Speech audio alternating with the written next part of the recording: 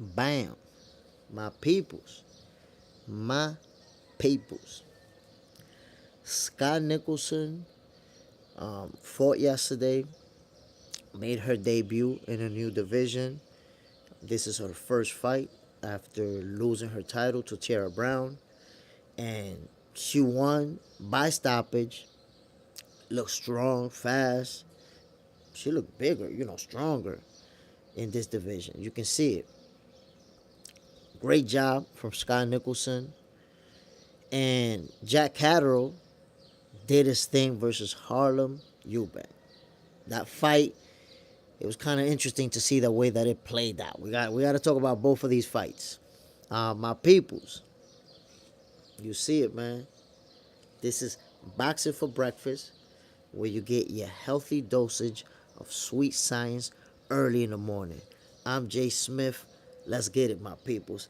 Panty sniffer. Yo, Jay Smith for breakfast before food. You see it, my peoples. Boxing for breakfast early in the morning. We're going to be talking about them fights. The way that things developed yesterday. Very interesting. I was looking forward to seeing how Skye Nicholson was gonna debut in that division, and she did what I expected her to do. Yesterday, I was actually talking about Skye Nicholson, and I said, "Yo, listen, the fact that she's such a good fighter, and her opponent is somebody that we don't know about, it's very hard for me to see her losing to that opponent." Panty sniffer. Harlem Eubank pulls an upset. What do you mean Harlem Eubank pulls an upset? He lost, my brother. Jack Catterall won the fight. And should have won the fight. That's the way that it was supposed to play out. I was actually, my brother, disappointed in the way that Harlem Eubank fought. I was disappointed. He spent a lot of time where he was just dancing around with the happy feet. So I think he's gonna go back, look at the tape, and say, "Damn, I could have did a lot more." Panty sniffer. I bet on Harlem, and thought Harlem would win, but bro was just standing. Like, yo, what? I was disappointed, real disappointed. Like, just to see him. Like, what you doing, bro? And then shuffling with the feet. Like, what are you doing? You trying to win a fight? To me, it looked like Harlem felt like he was there with somebody who was too good for him. And rather than actually fight, he was trying to just make it seem competitive. That's how I felt. And you know why I felt that way?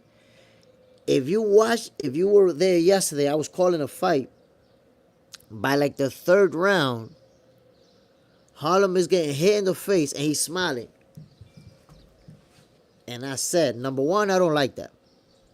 I don't like when a fighter seems to be losing a fight and they smiling and talking to their opponent like, "My boy, what's good? You losing a fight. What you smiling about?" So I said during the fight, he's gonna lose, and watch him be the type of person who, after they lose, they be smiling still and shit. Like, nah, that's not what you want to see in a world champion. That's not what you want to see in somebody who you feel should be, laser sharp focused. This is Harlem Eubank's biggest fight of his career. What are you doing? What is you doing, bro? Panty sniffer. Boxer be trolls nowadays in the ring. Like, I don't know. Look, I said it yesterday. Harlem Eubank is a fighter that I didn't really know. I had only seen a few highlight videos. But I was disappointed yesterday, seeing him. Like, bro, what are you doing? Are you trying to win a fight out here? What, I don't know, man. I don't know. Harlem Eubank is definitely not what I thought he was going to be. I'll tell you that right now. And like I said, to me, he looked like he was just trying to be competitive and not get stopped. Why? Because of the way, number one, the way that he was fighting, y'all could see that he was gun shy. And a lot of the time, just waiting, and just throwing one big right hand, boom, like trying to catch him with one big shot. And what did he say at the end? Oh, I fought with a guy at the highest level and I was there with him, blah, blah, blah. Like, he was happy. That's it. He was happy to go the distance. He wasn't even trying to win the fight. That's it. That's not what it looked like to me, the way he fought. You saw how much time or how often it happened when he was just standing there and not throwing anything. And Jack Catterall would be right there, right in front of him. And he would nothing. So I was disappointed. Harlem Eubank, bro, you did. I don't think he gained any new fans yesterday. I'm keeping it a buck. I don't think so. People watched that fight. Everybody who was on the chat was like, yo. Plus, he was all acting crazy. When they clinch, he be trying to fling Jack Catterall. The headbutt. Like, nah, man. Harlem Eubank, he one of them guys who he'll beat the lower level opponents. He'll beat them up. Who? But as soon as he step up to that level, all of them dudes will smoke him. That's what I got from this performance. All of them dudes at that higher level, nah.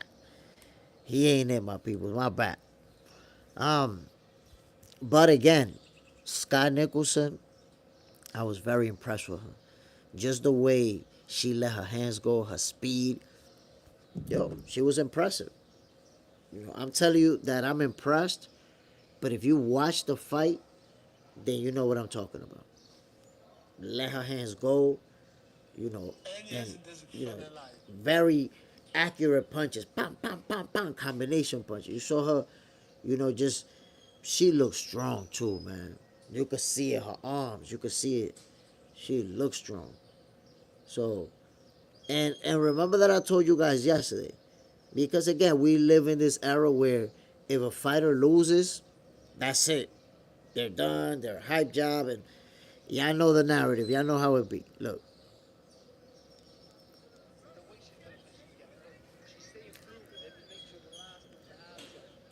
The referee had to step in.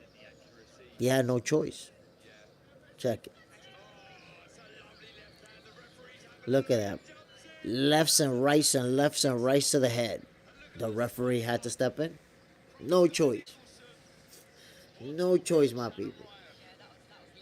So respect Skye Nicholson, B.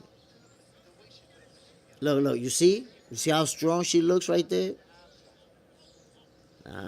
She's going to be a problem in that division.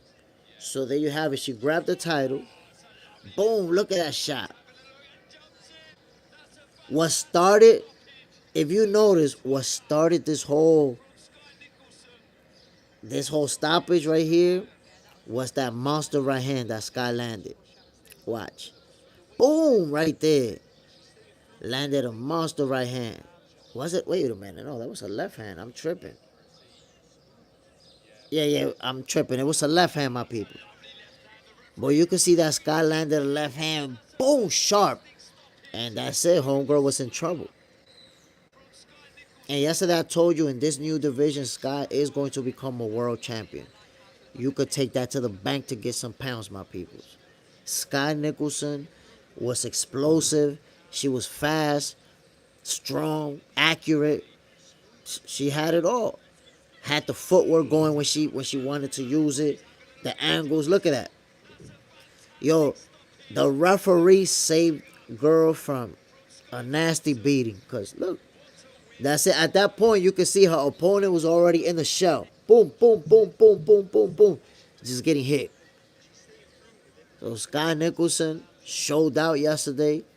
Debut in a new division, wins by stoppage. You can't ask for any more. There you have it.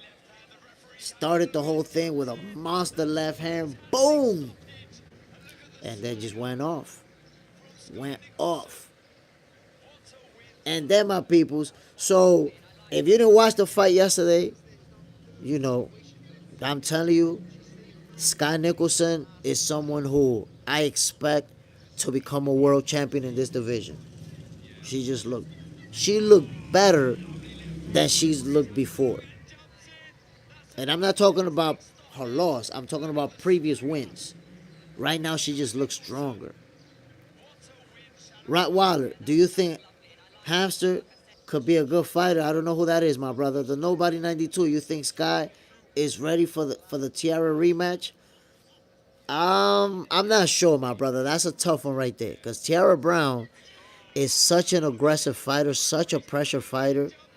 I think Skye Nicholson may need maybe one or two fights to now get acclimated into this weight class to fight somebody like Tiara Brown, who would have to move up to fight her. But still, she's such a volume puncher. Tiara Brown is a problem. I think Skye Nicholson has to, I believe, fight maybe one or two more fights. Like, for example, this opponent that she faced is no preparation for Tiara Brown, right? I think we could agree. So I think she needs to beat somebody in that division with who has a high punch output, who throws a lot of punches, that can simulate some of the things that Tiara Brown does. Because, that's the thing. Tiara Brown is a fighter who's going to swarm you. And she's going to be on you. Bam, bam, bam, on you, on you. And no matter how many times you hit her and no matter what you do, she's on it. So I think that's why Tiara Brown was able to beat Skye Nicholson. Simple as that. She swarmed her often. And, Skye Nicholson just wasn't able to use her footwork and keep her at distance and do what she does. So I believe that she has to, fight some opponents that have a similar style, that are going to force her to fight inside of a phone booth. She has to win that type of fight before getting in the ring with Tiara Brown again. That's my opinion, my brother. The Nobody 92, what do you think went wrong for Skye in the Tiara Brown fight?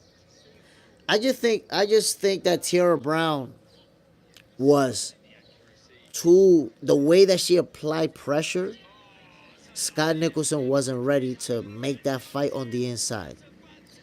In that fight, it seemed like the game plan was Skye Nicholson is going to use her footwork, keep her, she was the fighter with the longer range, and she wanted to do that, use her movement, and that's what Skye Nicholson does. That's her style of fight, her foot, using her footwork.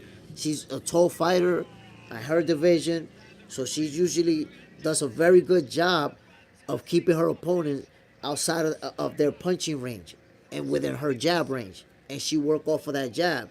Bam, bam, 1-2, 1-2. In and out as well. She'll go in and let the hands go and step back out. Tiara Brown did not allow her to operate the way that she normally does. Why? Because she was constantly swarming, constantly going forward.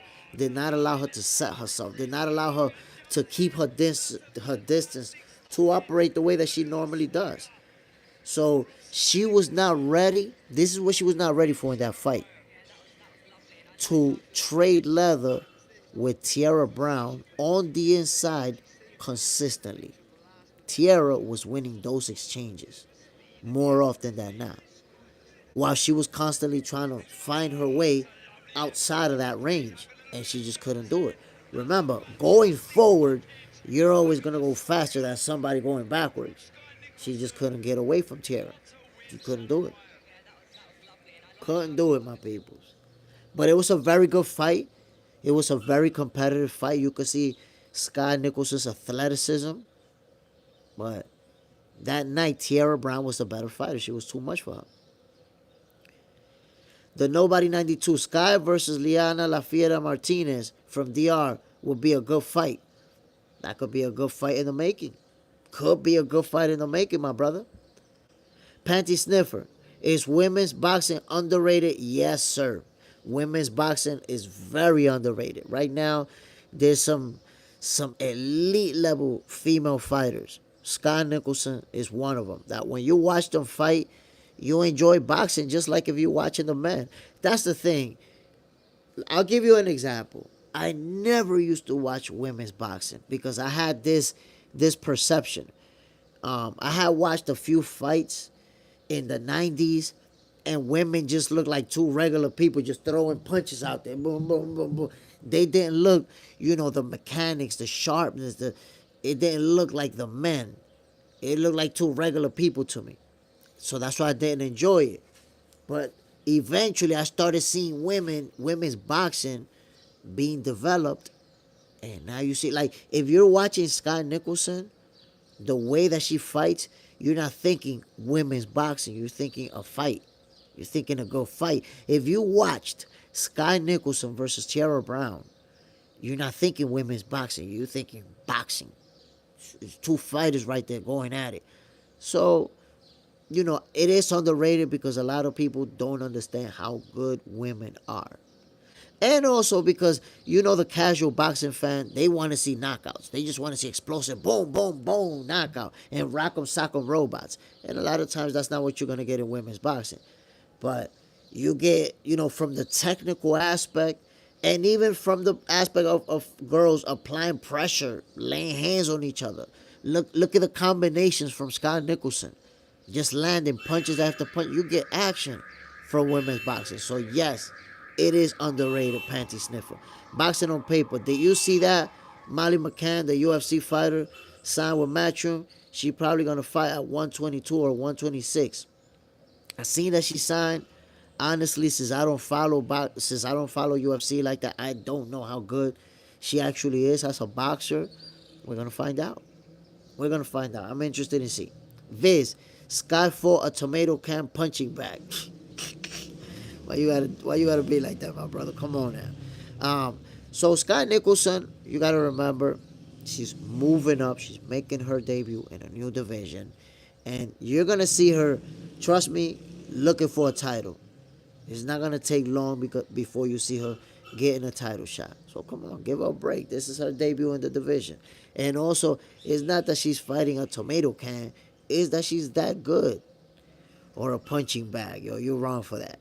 You're wrong for that. Panty sniffer. Jay Smith, president of Dominican Republic. Golly, I should be.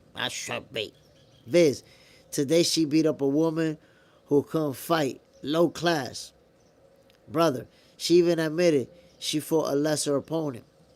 Look, I'm not saying that she fought a top gun or anything like that. All I'm telling you is, my God, she's coming off of a loss. She's making her debut in a new division. Yo, give her a break. Skye Nicholson is going to be stepping up in competition real soon. As a matter of fact, don't be surprised if her next fight is a title eliminator or a highly ranked opponent or something like that. Skye Nicholson can fight. It's not like she just, is somebody who's cherry picking her career. Give her a break, my brother. Moved up. Look at those combinations. Look at those punches. They're going to be thrown and landed on anybody, not just on that girl that you calling a punching bag with you. You're wrong for that, bro. Come on now. Skye Nicholson can fight. Give her respect. And also her opponent, I give her respect because you step in there with a world champion. And trust me, it takes a lot to do that. It takes a lot. I stepped in the ring versus a nobody, and I'm a nobody, and it took a lot. So I have a different perspective on it. Girl lost. She took a beating, okay, but she had the heart to step in there and fight with a champion. And again, my people, when it comes to Harlem Eubank, I was super disappointed. I thought I was gonna see, a top-notch performance from him. He embarrassed himself, my people. Let's be honest. He embarrassed himself. Come on now. Yeah, Viz, I know, my brother. I know, I respect it. Harlem Eubank, he embarrassed himself. Like what you was doing.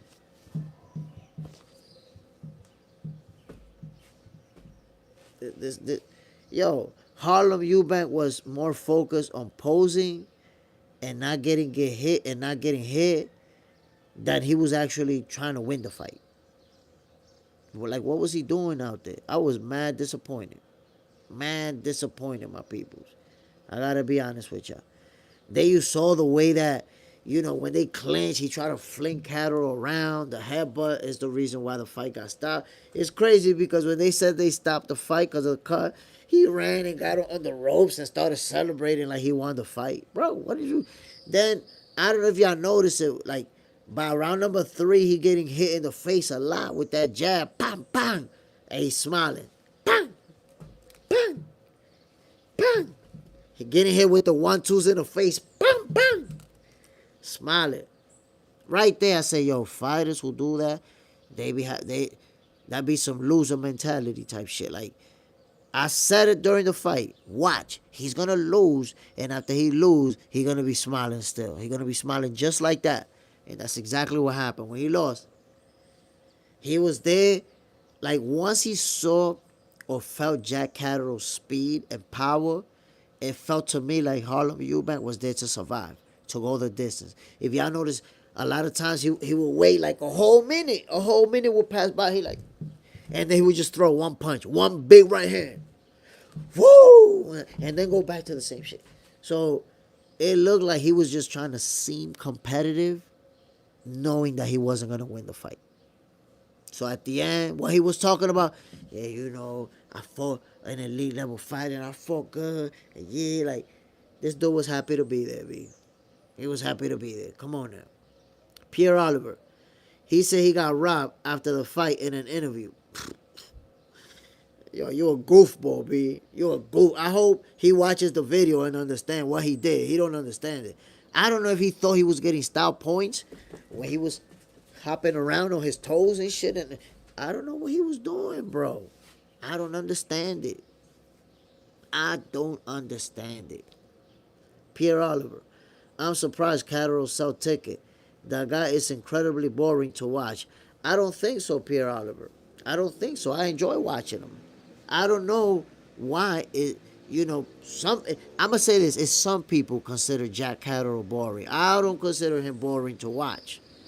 If you noticed yesterday, it was Harlem Eubank who wasn't engaging. He made it that type of fight. And listen, I don't know any of you, I've never seen Harlem Eubank fight before. Never seen him fight. Thus, what have I seen? Highlight reels. And in the highlight reels, I see this puncher. I'm like, oh, whoa.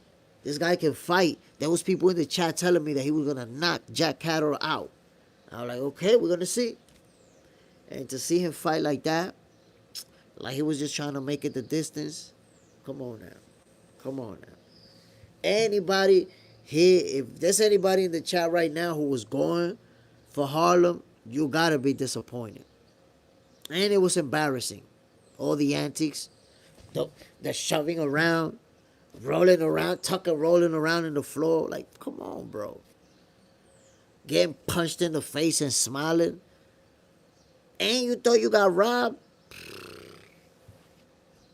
Yo, Harlem is wilding out. He wilding out. I'm going to tell you guys right now.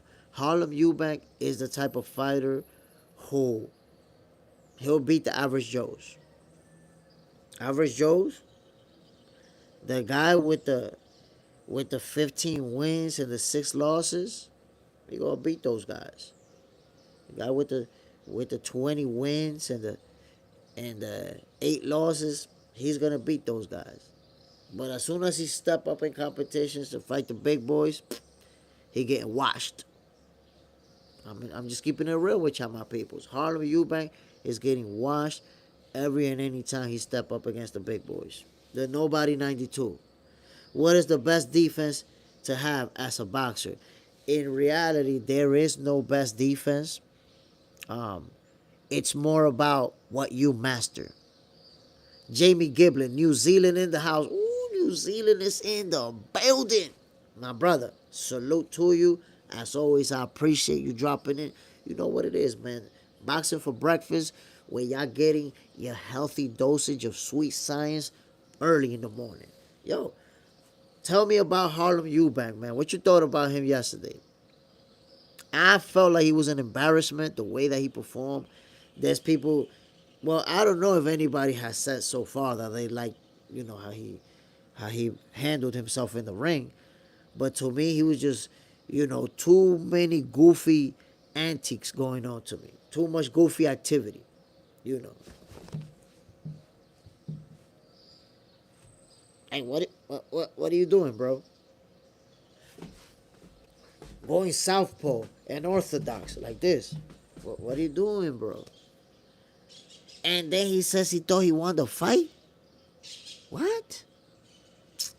Man, I hope he look at the tape and understand what he did.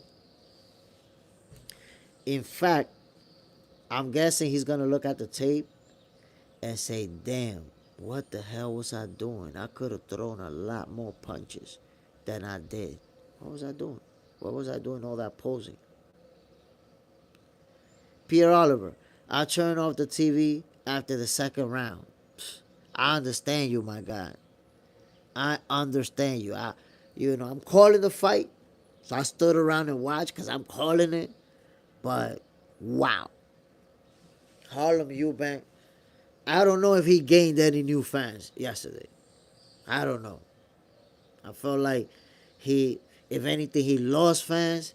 His stock is down, and he got to go to the drawing board and understand that you don't win a fight like that. All that posing, you're an undefeated fighter. What, 20, 22 and 0, 21 and 0, and you're not throwing punches? What is you doing? That's why I felt like the way that he fought, he was affected psychologically by Jack Catterall's speed. Once he ate a couple of those quick jabs, pop, pop, real fast, and he just couldn't react, and a couple of those 1-2s, I think that he became gun shy. That's it. Stopped throwing punches. Started more waiting to see what Jack Catterall was going to do to try to get away from it and focus on making it. And that's it. That's the way the fight played out. Jamie Giblin, he was doing that chicken dance. Man, he was looking goofy as hell, bro. It was embarrassing to watch. It was embarrassing. Secondhand embarrassment. Pierre Oliver, for me, I was just there to watch Joe Cordina. Oh, yeah, Joe Cordina did his thing. Joe Cordina did his thing, my brother.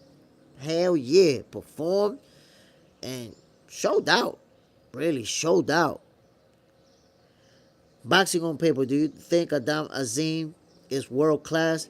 And do you think inactivity is holding him back? So, it's hard for me to say that he's world class because I haven't seen him enough.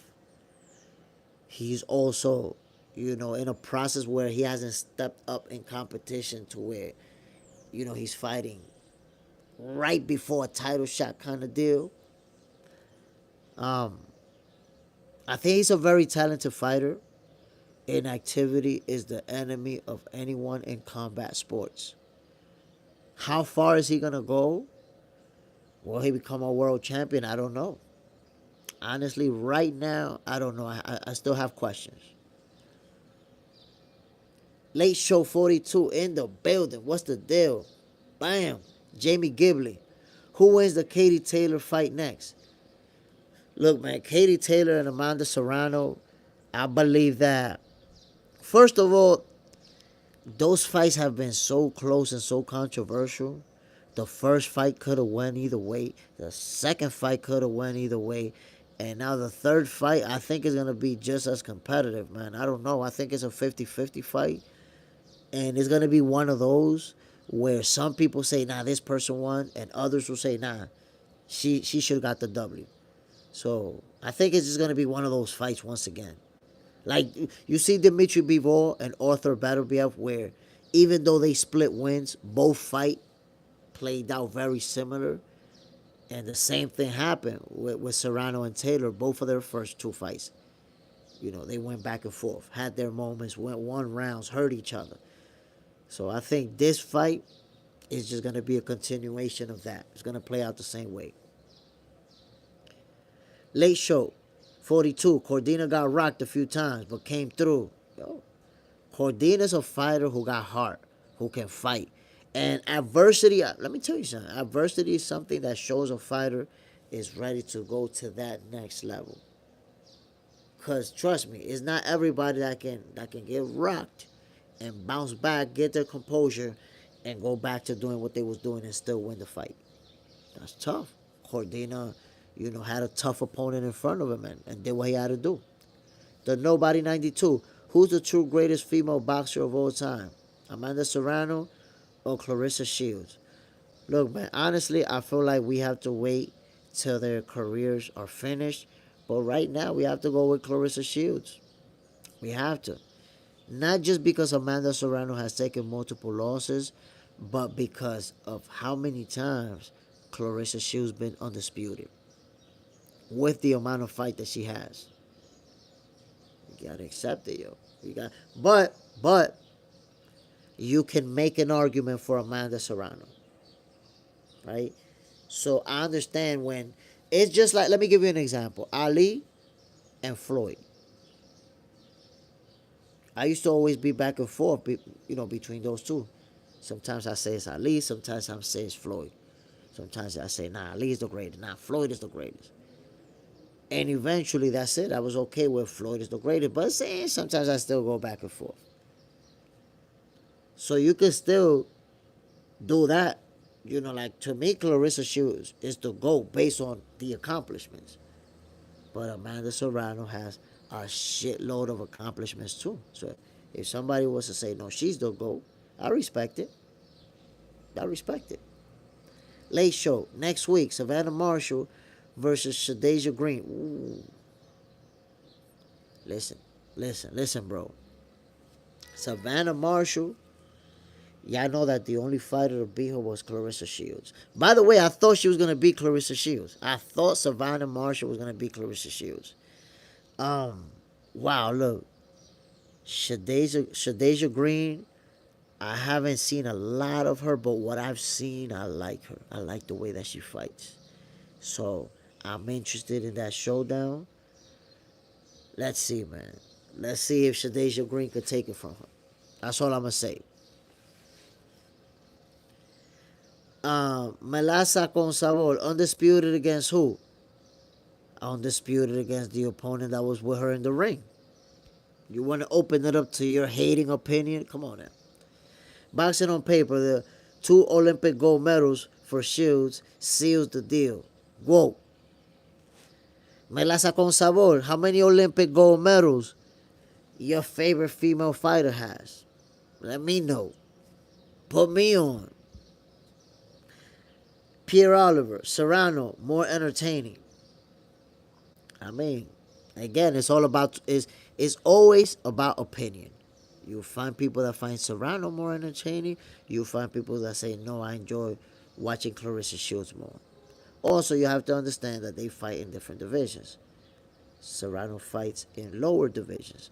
So the fighting style is going to be different. That's like comparing a welterweight match versus a heavyweight match. They're not going to look the same.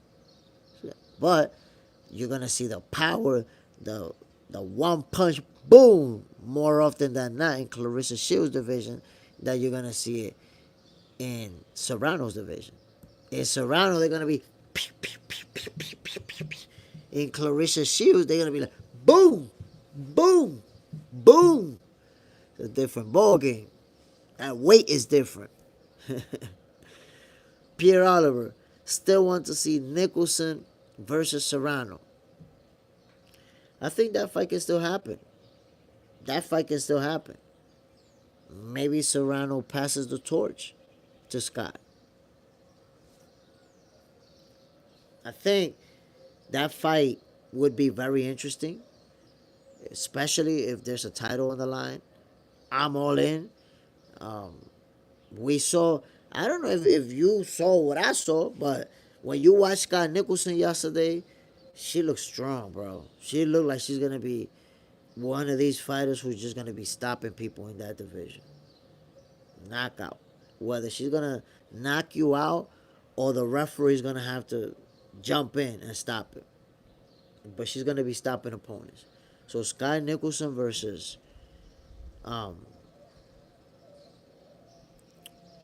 Amanda Serrano. I mean, you could count me in for that one. My people's next week, man. Next week is gonna be on, bro. Let's talk about the fights from next week. Let's start off with Alberto Puello and Subriel Matias. Who do you have, my peoples? Who do you have? How does that fight play out? Whoa. It's a fire card next week. We on it. Let's get it, my peoples. Late Show 42 has Subriel Matias. Anybody else want to make your prediction, my peoples? Alberto Puello, Subriel Matias. Who y'all got winning this fight? I'm going to make my prediction. And my prediction is coming through with an explanation for y'all. I'm gonna give y'all a breakdown of this fight. Because this is a very good fight, man. It's an explosive fight. Abidal Salam, Pierre Oliver, Matias, 2, it's a monster. Okay, here we go. 2 people are saying that Subriel Matias is gonna beat Alberto Puello. Okay. I see how y'all feel about this fight. I'm gonna have to chime in on that for y'all. Subriel Matias versus Alberto Puello. What a showdown, my peoples. What a showdown. Now I'm gonna break it down for you. I'm not just gonna give y'all the prediction, because this card next week is loaded. It's gonna be some real good fights, some champions. So I can't just tell you a prediction. I'm gonna give you a breakdown of how the fight plays out. Each one. That's why you're getting this boxing for breakfast. Early in the morning. So, check it, my peoples. Pierre Oliver. If the ring is small, I'm interested to see Zapeda versus Stevenson. That matchup is going to be more explosive than what people expect and that people think. And it's not even going to be because of the ring size. The ring size does absolutely nothing. Absolutely nothing. You're going to see when the fight comes up. But let's go to Alberto Puello versus Subriel Matias. I want to tell you guys about that fight. We know Subriel Matias' style, right? He's a very straightforward fighter. Subriel Matias goes forward constantly. That's just what he does. The one problem, the one knock on Subriel Matias is that he gets hit a lot. He gets hit, my people. And y'all know I ain't lying. Y'all know I ain't lying, my people. So, I got all the respect in the world for Subriel. He an elite level fighter. But he just get hit too much in his fights. So when you're fighting a guy who has real good footwork, real good movement, it can become problematic for you, my peoples. So this is just a little highlight video from Subriel Matias. Right there. Boom. So that's the thing, my knock on Subriel. That he gets hit a lot. Listen, before losing his title, he's been in multiple fights where he takes a lot of punches. He's been in fights where he's losing on the cards, but he pulls through with the knockout. So that's what I would say. Subriel, he cannot go into this fight with Alberto Puello just relying on that knockout and looking for that big punch. Because Alberto Puello can box, my peoples. You see how there's already 2 people that chimed in on who's going to win, right? And both of you said Subriel Matias is going to win this fight. So, my breakdown on Subriel Matias, for him to win the fight, number 1, he has to apply that pressure constantly on Alberto Puello. He has to look for ways to get on the inside and try to hurt him. and then also work the body. Subriel has to work the body because Alberto Puello is a fighter who's mobile, who can go, who goes left, goes right, gives you angles, constantly moving. So Subriel has to invest to the body early, slow him down, and then do what he normally does. Just chop him down. Slowly, break him down. But if he's not able to stop Alberto Puello from doing what he normally does, which is that movement, that uses that length, that long jab, that lateral movement, if he's not able to stop him from doing those things, he's gonna have a long night. So there you go. Subriel has to apply that pressure to win the fight. Alberto Puello, my brother, this is my people. This is the classic matchup of the boxer and the puncher. Alberto Puello, he has to box him. He has to use his footwork, keep him at his jab's range, not allow Subriel to swarm him, to get in on the inside, not stay on the inside for longer than he has to, because if he does, he's going to get clipped. If Subriel catches you, you know he can change the whole outcome of the fight with one punch. So Alberto Puello, and trust me, you're going to see it. He's going to be in and out. He's not going to stay in the kitchen for too long and get cooked. He's going to go in, pam, pam, pam, do what he got to do, get out. Going to box. Now, a lot of people don't really know or follow Alberto Puello like that.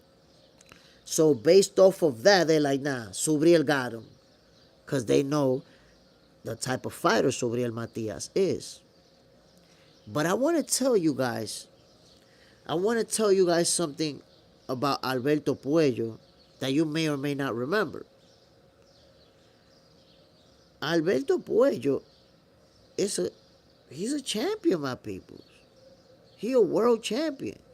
Subriel Matias is the guy getting a title shot right now. That's number one. Alberto Puello is also undefeated, my peoples. That's number two. But number three, and most importantly, bro, Alberto Puello is the only fighter to beat Gary Antoine Russell. Alberto Puello, and that wasn't controversial win, split decision win. Alberto Puello put the beats on Gary Antoine Russell, bro. The same Gary Antoine Russell who completely dominated El Rayo Valenzuela. So come on now. We're going to have to put some respect on Alberto Puello. Look. You could see Gary Antoine Russell, who had a 100% knockout percentage, was going at Alberto Puello. Puello kept his composure, kept using that jab, kept using his combination punches, kept letting his hands go, blocking punches, counter punching. Alberto Puello was on another level when he faced Gary Antoine Russell. So if you think he's going to be, overwhelmed by Subriel Matias, do you think Subriel Matias can handle Gary Antoine Russell? I'm just asking. Boxing on paper. Everyone's sleeping on the big one before Matias versus Puello. I'm so excited for Morel versus Kataev. You know what it is? Kataev is not a very well-known fighter. Very hard puncher. Very good fighter. He's just not very well-known, so people not talking about it. I'm looking forward to that fight. David Morel is somebody that I believe in. I believe he's going to become a world champion. And this is his first test back after losing to the Mexican monster, Pierre Oliver. Your gas tank has to be so good if you fight Matias. Your gas tank has to be on full if you're fighting Gary Antoine Russell. Antoine Russell will go 12 rounds letting them hands fly on you. I'm telling you, my brother. Boxing on paper. Kataev looks mean and out of vengeance after losing to Ben Whitaker in the Olympics. I mean, we're going to see. We're going to see because, to me, he's not going to win this fight. I mean, I just don't know him like that. So I guess he can make me become a fan. He can shock me like, oh, whoa, you beat David Morel. But I don't see him beating David Morrell, bro. Real talk. Jocko, I want to tell you about Jahai Tucker. I'm sorry, my brother. You cannot tell me about Jahai Tucker. I knows about him. I knows about Jahai, my brother. Come on now. He a bad boy. Bad boy. Puello has nice skills. Bro, that's what I'm trying to tell you. Alberto Puello can fight. So the people that don't know him, the people who don't know him, they just think that he's going to get watched by Matias because they don't know him. But this guy can fight, bro. Jacob, Matias will lose to Puello. Am I blocked? I cannot hear you. What? Nah, you're not blocked. Guys, can you hear me? Let me know if you can hear me. Let me know if you can hear me, my people. Can you hear me? Is my audio good? Can anybody hear me? Okay, we can hear you. So, Jacob, you're not blind. I don't know what if you was blind, you wouldn't be here. You wouldn't be able to see me, my guy. There's something wrong with your audio. Boxing on paper. Salute, my brother. So, again, my peoples, those who thought or who think that Alberto Puello is just some average Joe, some regular guy, bro, Alberto Puello is the only fighter to beat Gary Antoine Russell. And I'm pretty sure everybody in here is familiar with Gary Antoine Russell and how elite level, how sharp, how fast, how strong he is, how big he is. Gary, and now he's a world champion. He took the title from Rayo Valenzuela. So Gary Antoine Russell is a legitimate champion, as legit as they come, my peoples. And Alberto Puello is the only fighter to beat him. So right there, you know the type of fighter that Puello is. So for those who was telling me on yesterday's live, Jay, Matias is gonna wash dude. Dude, he nobody. He gonna get washed. You confused, my peoples. Alberto Puello can fight. So I'm telling you right now, ask yourself, do you feel like Subriel Matias can hang with Gary Antoine Russell? If you do, I respect that, but that's a tough fight. Tough fight. And for Alberto Puello to hand Gary Antoine Russell his first L, I think that shows you what he's about.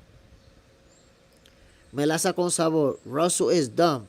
I mean, I don't know what you're talking about. Russell is dumb. Look at the type of beating he put on Rayo Valenzuela. He put a nasty beating on Rayo Valenzuela. So you're talking about WBA is trash. It doesn't matter WBA is trash. Rayo Valenzuela is an elite level fighter. A world champion. A legit champion. So, come on now. And Gary Antoine Russell made it look easy. Completely dominated him. Melaza con sabor. Subriel Matias cleaned the floor with Russell. Oh, man. Are you Puerto Rican, my guy, by the way? Are you Puerto Rican? Are you from Puerto Rico? Because it look like you're going too hard right now. You're going way too hard. Like, we're not talking about the WBA, whether it's legit or not. That's not the conversation. You're going way left to a different conversation, my guy. That's not what we're about. It's a big fight next Saturday. Subriel Matias, Alberto Puello. That's what we are, my guy. Go make that argument with somebody else, bro. You on something else. El fantasma de Geraldo Ledén, el manito mío. Good morning, my brother. And I always appreciate you dropping in. But like I said, my peoples, look. Those who never seen Alberto Puello fighting before, I suggest, and this is what I'm playing right here on my phone. I suggest you check out Gary Antoine Russell versus Alberto Puello. That's actually Russell's first loss. First time he took an L in his career. His first title shot. He was actually, a lot of people were thinking he was going to win that fight. And if I'm being real with you, I thought that he was going to win that fight. Alberto Puello is actually Dominican. So I'm Dominican. That's my guy. I'm like, yeah, you know. So I was rooting for him. But internally, I was like, damn, man, I don't think he's going to be able to beat Gary Antoine Russell. Just because you see how Russell's speed, footwork, angles, his power, 100% knockout percentage. I was like, nah, man, this is going to be... And Alberto Puello showed out. Showed out, my peoples. If you saw that fight, you see what he's about. So now he's going to fight Subriel Matias. People that don't really know his name or never really watched him, they're like, oh yeah, Subriel Matias is going to watch this guy. He's going to do him in. I'm like, yo, are you not understanding the type of fighter that Alberto Puello is? Because if you're not understanding, you're going to find out. Come on now. This is a tough fight. Look, I'm going to put it to y'all like this. This is a tough fight for Subriel Matias, and it's also a tough fight for Alberto Puello. Now that I gave you the breakdown on both fighters, y'all know Subriel Matias is the pressure fighter, the guy who's going to come forward, who's going to be very straight up, not give you many angles, not use much footwork. Subriel relies mostly on blocking punches and slipping them and trying to trade with you. That's the fight that he's going to try to force. And then you have Alberto Puello, who's going to use his footwork. He's going to use his lateral movement. He's going to use that long jab to keep Subriel at range. When Subriel closes the gap, he's going to let his hands go the same way he did with Gary Antoine Russell. So Subriel Matias is going to have to find a way to get on the inside, slip punches, make them miss, and make them pay. Who's going to win the fight on the inside? We're going to find out next week, my peoples. But my prediction is that Alberto Puello is going to win by split decision. I was going to say unanimous decision. But Subriel Matias is a tough fight, tough opponent, tough former world champion. He's going to be in there. This is going to be a war, a slugfest. I got Alberto Puello winning by split decision, my people. There you have it. I have to go with a split decision. Melaza con Sabor. Russell had 16 months with a fight before fight Puello, and Sandomar had 2 years without a fight. Oh, you're looking for excuses. That's what we doing out here these days, my peoples. No Joe. Yo, bro. I'm No Joe. Best Latin boxer is Roberto Mano de Piedra Duran. My God. No Joe. Bam. Appreciate you, my G. All love. This is Boxing for Breakfast. You welcome over here where you're going to get your healthy dosage of sweet science early in the morning. Melaza con Sabor.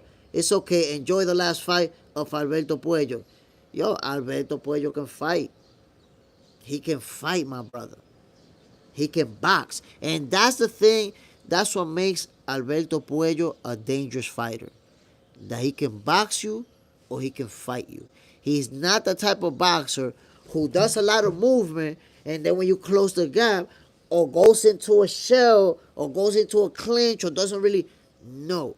The moment you close the gap, he letting them hands fly. He might take a shot, but you might take a shot as well.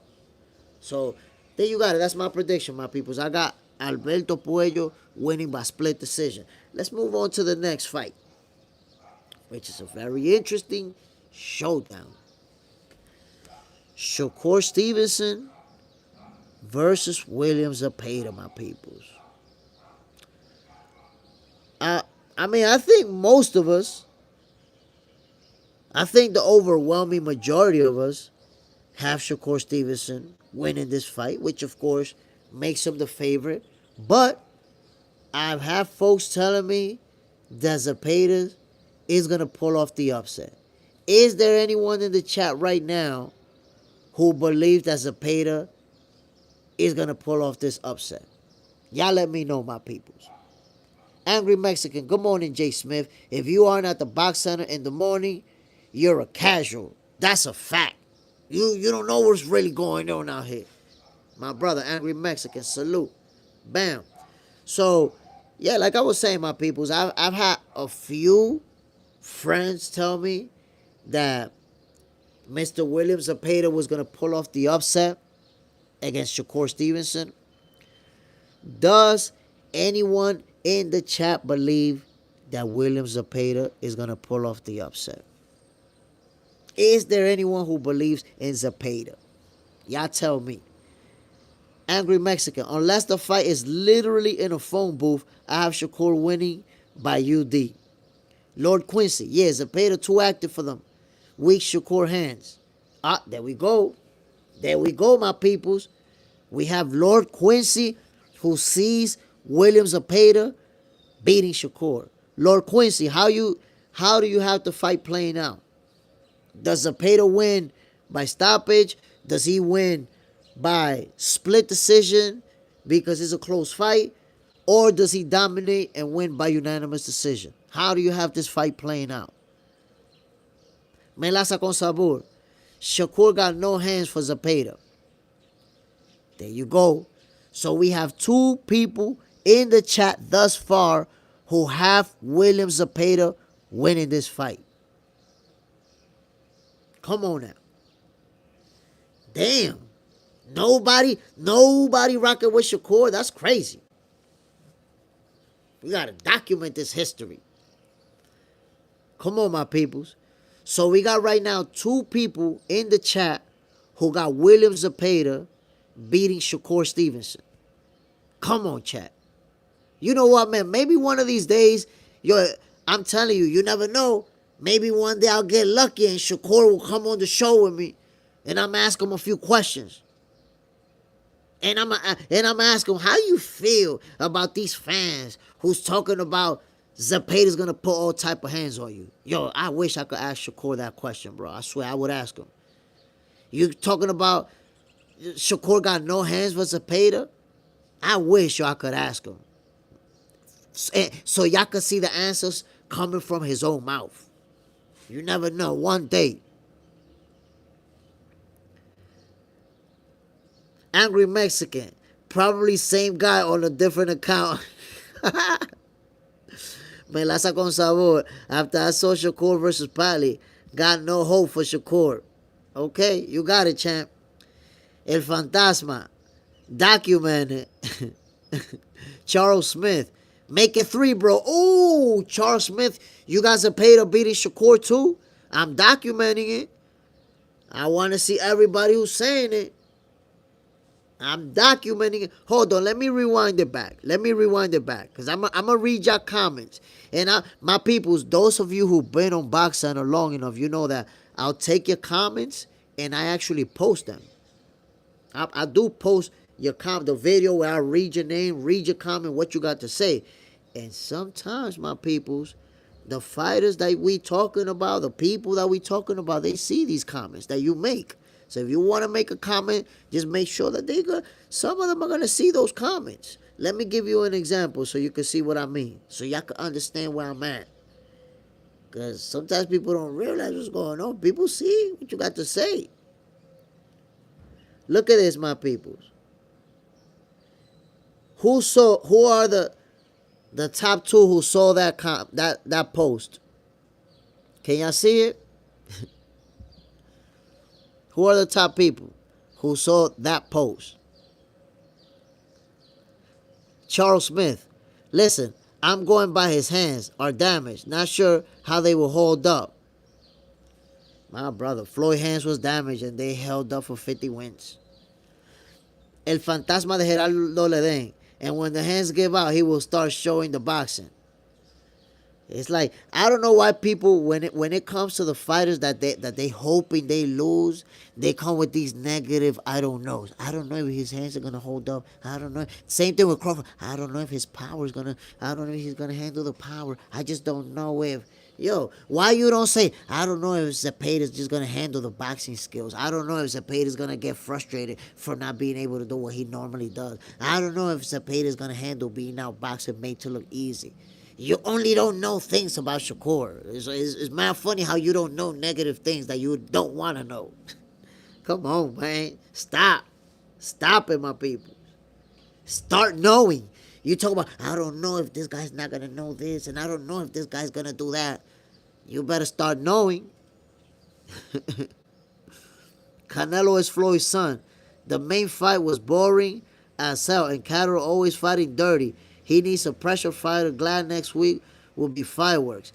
Nah, bro. Catterall was fighting a clean fight, a good fight. Catterall would have made this a real good fight.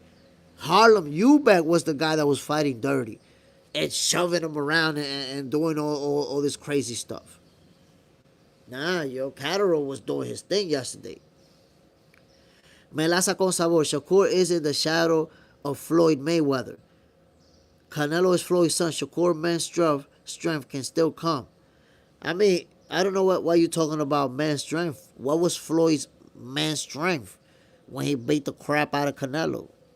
What was Bivol's strength when he made it look easy against Canelo? They didn't need power. Why is it that with Shakur, he needs power? And the two people who whooped Canelo, they didn't need power.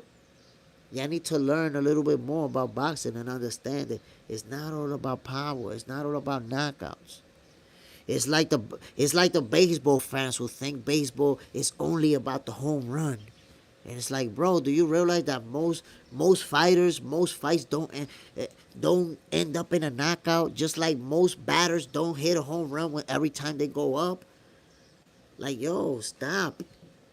We're talking about undefeated, 3-division champion, unified champion, reigning champion at 27 years old, one of the most accomplished fighters.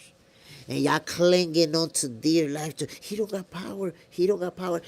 And I don't know what's going to happen to him. I don't know.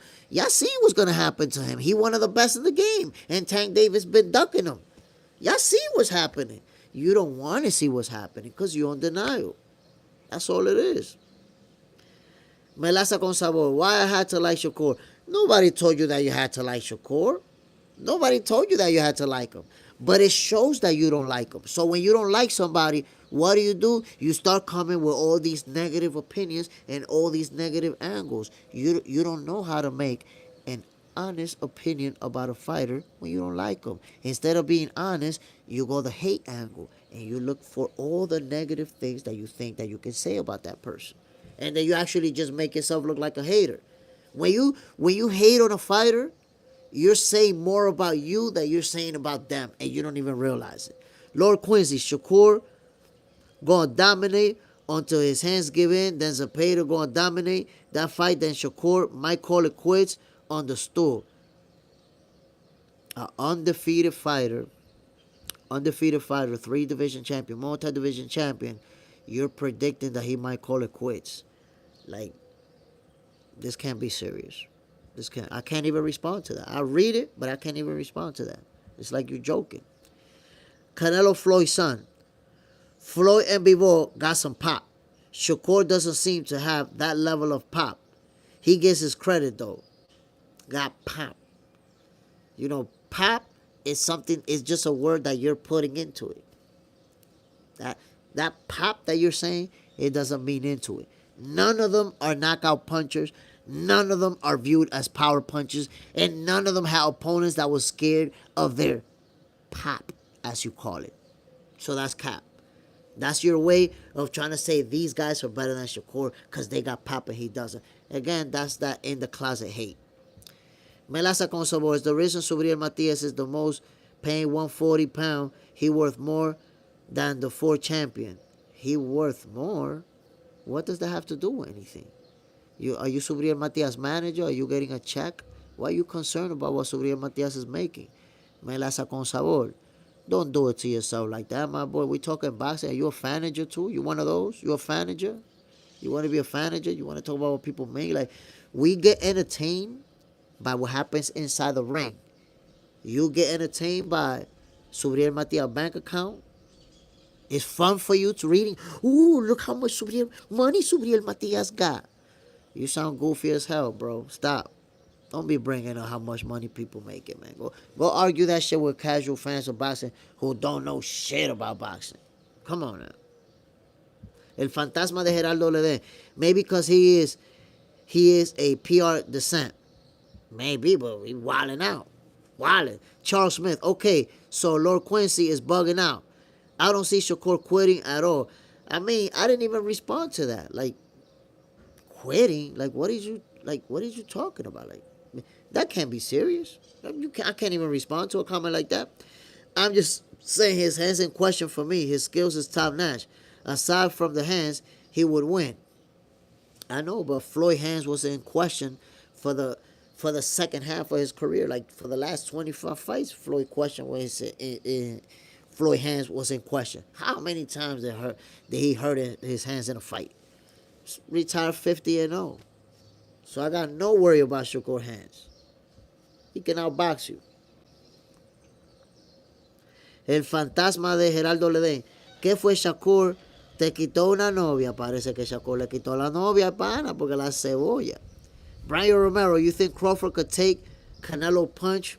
Of course he's going to take Canelo punch. Of course he's going to take Canelo punch. Terrence Crawford been walking around weighing 185 pounds, B. This dude was overweighing Canelo by like 20 pounds when Canelo stepped in the ring versus Bivol. So Crawford is not going to be this little dude and Canelo going to be this giant like people think. Which that should have been debunked because we saw Crawford and Canelo go face to face. Did Canelo look huge, a monster in front of Crawford? No. When Crawford lands a good shot, but when Canelo lands a big shot, boom, and Crawford stays right there in front of him, that's when people are going to be scared for Canelo. Like, oh shit, he landed and Crawford's still in front of him. He's cooked. So that's all I'm telling you. Yes, he's going to take Canelo's punch. Melaza con sabor. Winning by scorecards don't pay bills. You don't know shit about boxing. Donald Berry, who boxed last night, bro?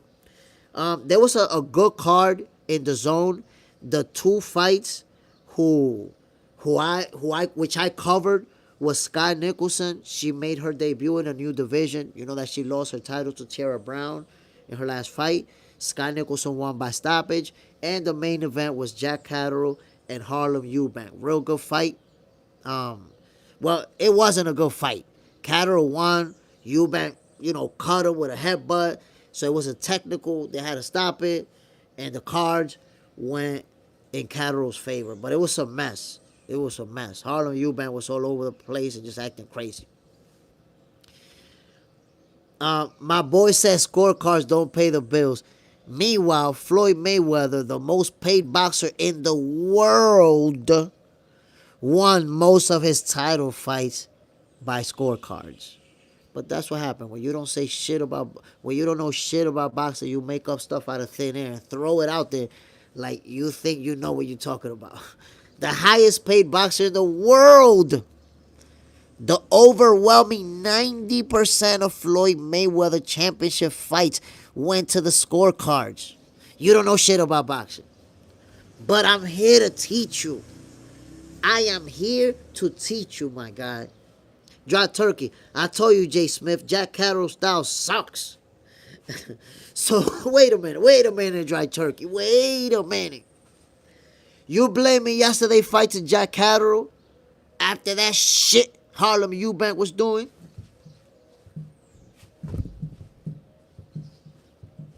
You're going to blame Jack Catterall for that? That fight was crazy because of Harlem Eubank getting punched in the face and smiling and just what he was doing. What was all that posing for? No punching. So you got to put that on him. Catterall was laying hands on him. Gojo Tio, salute, fam. Gojo, my G, bam. Appreciate you dropping in, man.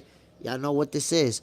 Boxing for breakfast, where you get your healthy dosage of sweet science early in the morning. Melaza con sabor. Boxing is entertainment business. If the boxers don't entertain, they don't fill stadiums. Those are facts. Why are those facts that you want to argue over here? You still want to be a manager. You don't make money off of boxing. Why are you debating those facts? Leave it to the managers. Leave it to the managers. You and I and everybody in here, we get entertained by what goes down in the ring. Stop arguing about money. Stop being a manager. Be a boxing fan, not a fan of people's pockets and people's businesses. Dry turkey. I DM'd Skye last night trying to jump over Eddie Hearn. What you mean jump over Eddie Hearn? Come on, man. You got to stop the madness. By the way, I posted something. Ooh, let me see. Let me see if I still got it here. I'm going to show you guys. I might still have it here. I want to see if I have it. Maybe it's here, my peoples. Damn, I think it was yesterday. Let me see. Well, ooh, look at this. Look at this, my peoples. We just talking about that guy. Who's the first one in the top? Can y'all see it? Can y'all see the first one in the top? I posted about the fight, and y'all see who seen it?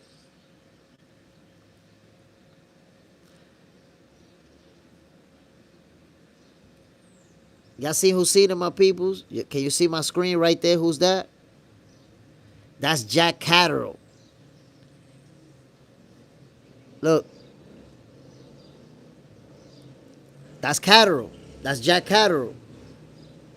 And right below, you can see, look, Teofimo and Michaela Meyer. But I posted the story about Jack Catterall and Harlem Eubank, and Jack Catterall seen it. He know what we talking about. Dry Turkey, okay, Jack showing love to your channel. So he alright now? Yo, listen, I'm hoping at some point I could politic with Jack. He know what the deal. He know I support him.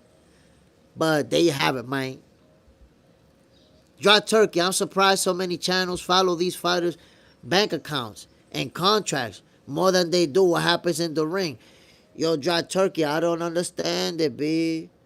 Why people want to argue about, oh, this person putting more butts in seats, and oh, look at the pay-per-view numbers. You know, it's like, yo, why we pocket watching? Why we getting entertained out of what people make?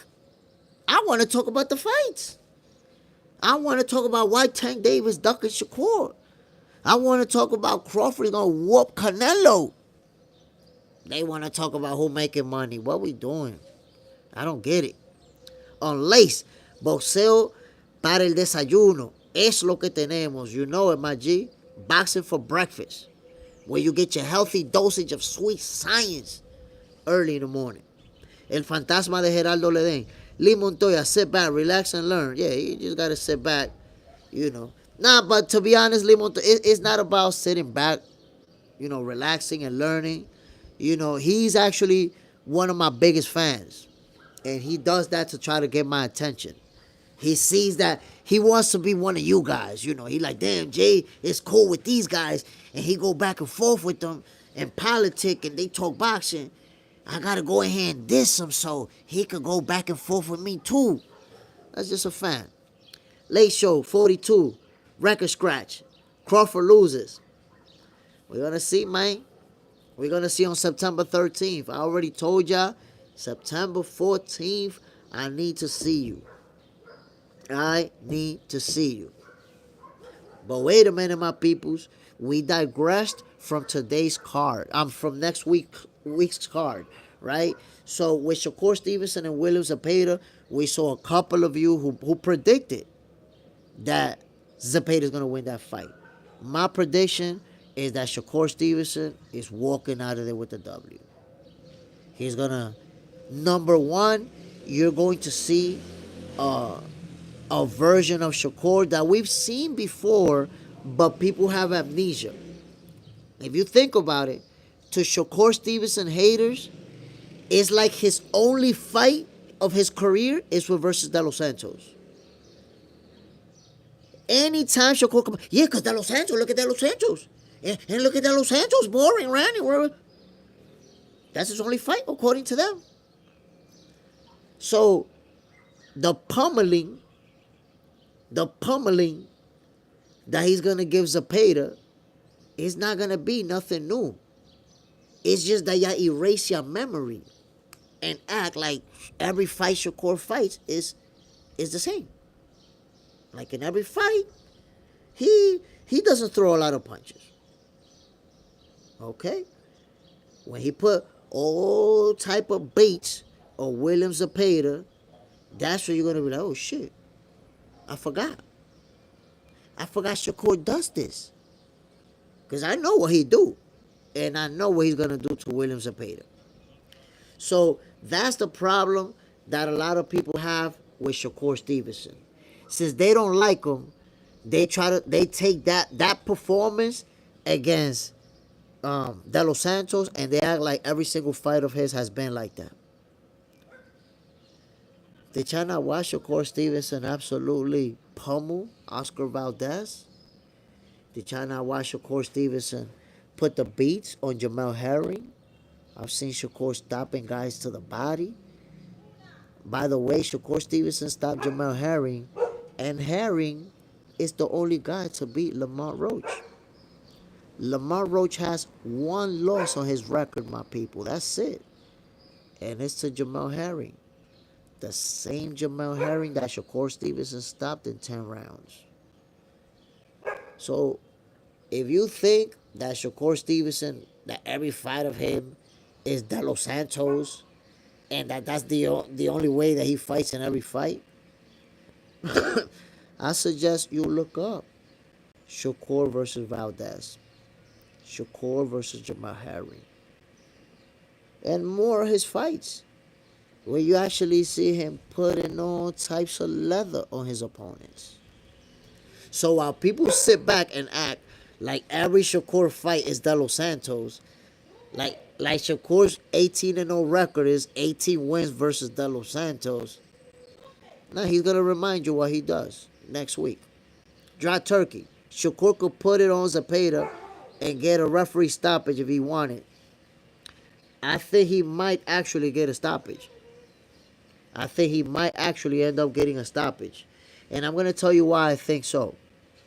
Zapeda, he already said that he cannot beat Shakur the cards. That he's going to go for the knockout. That he doesn't care. He's gunning for a knockout. So I can already see Zapeda being overly aggressive and making a lot of mistakes, which Shakur Stevenson is going to capitalize on. I can see Zapeda rushing in, trying to, gunning for the knockout, like he's saying, and being super aggressive. Shakur's going to catch him in between punches with some nasty shots.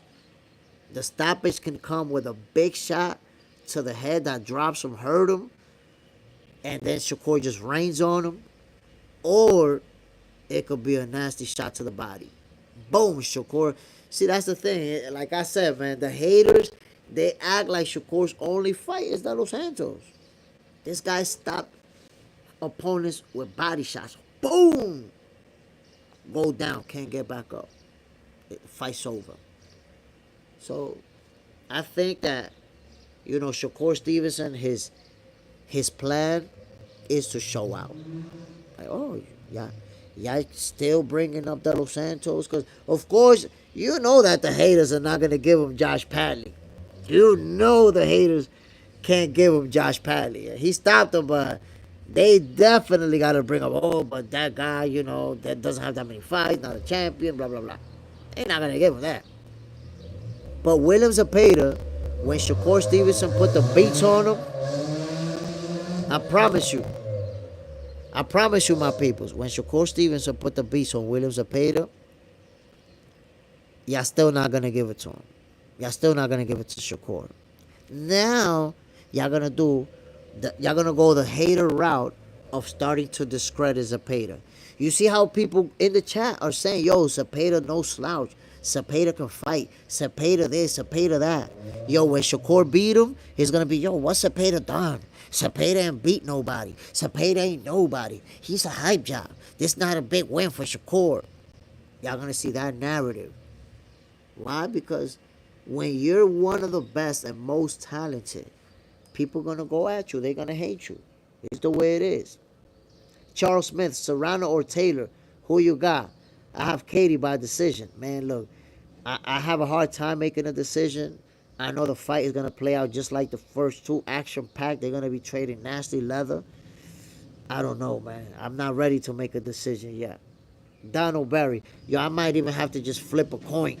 I don't know how I'm going to decide on that one. Donald Berry, Zapeda is no slouch. That's a fact. Dry turkey. Shakur could put it on Zapeda and get a referee stoppage. I'm with you, my G. 100%. Putting pressure on Shakur is a huge mistake. But that's what I'm saying. If you're William Zapeda and you're already announcing it ahead of time that you're going for the knockout, I don't think he's going to stand there and, try to jab with him and try to outbox him. If your purpose is gonna be to go out there and try to knock him out. So I don't know. I think he's gonna make a lot of mistakes, and Shakur is gonna capitalize on those. Late show. Where is Katie fight at this time? I'm not sure, my brother. I'm not sure where they're gonna fight. El fantasma de Gerardo Ledén. No headbutts. Hopefully. Hopefully no headbutts. Let's make it a nice, clean fight. And you know what? Those two ladies have gone to war. It's going to be an epic trilogy. I have a hard time making a decision. I have a real hard time. But again, for Shakur Stevenson versus William Zapeda, I got Shakur winning. I got him winning by unanimous decision, but I see a stoppage as a possibility. I see Shakur possibly stopping Zapeda, and I definitely see an electrifying performance from Shakur. He's going to show out. And that's why I know the haters are going to come out finding ways to not give him his props. And what's the main way the haters hate? By discrediting opponents. That's the go-to. Oh, who's Zapeda be? He's nobody. They're going to hate. But Shakur Stevenson is going to show out. He's going to win in beautiful fashion, my peoples. Maker. Who has a better hit don't get hit ratio, Floyd or Shakur? If I'm not mistaken, it's Shakur, but it's not fair to make that comparison, and I'm going to tell you why. Remember, Shakur only has 20-something fights. Floyd had 50. So Floyd had more fights in order to get hit and make that ratio go up. And you know, as you get older, you get touched up a little bit more. So even though Floyd had a great defense, but in his late 30s, he got touched up a little bit more. So Shakur is not there yet. So I think if we want to compare ratios, we would have to go to Floyd Mayweather's hit ratio when he was 28 years old. And that would be a better comparison. Late show 42. Katie do be leading with her head, though. Yeah, that's true. She does. And hopefully they could avoid, colliding with the heads. Because that could change the dynamics of a fight. Late show. And Floyd fought 20-plus champions. You see what I'm saying? 20 plus. But I will say, sometimes I don't like to throw out those stats like that, because when you throw out stats like that, sometimes you're including former champions who maybe wasn't even a champion at the time that they fought. You may be including guys who became a champion after they fought and wasn't a champion then. So I don't really like to throw numbers, specific numbers. I just know that Floyd Mayweather beat a bunch of champions and a bunch of the best of his era. Catterall said, champ, good morning. Good morning, my brother. So there you have it, my peoples. I got Shakur Stevenson winning this fight. And then we have the main event. Hamza Shiraz versus Edgar Berlanga. What y'all got going on in that fight, my peoples? What y'all got going on in that fight? Tell you right now, I'm gonna make a prediction. I want to see what y'all predicting, because that's gonna be a good fight, man. I am super looking forward to it.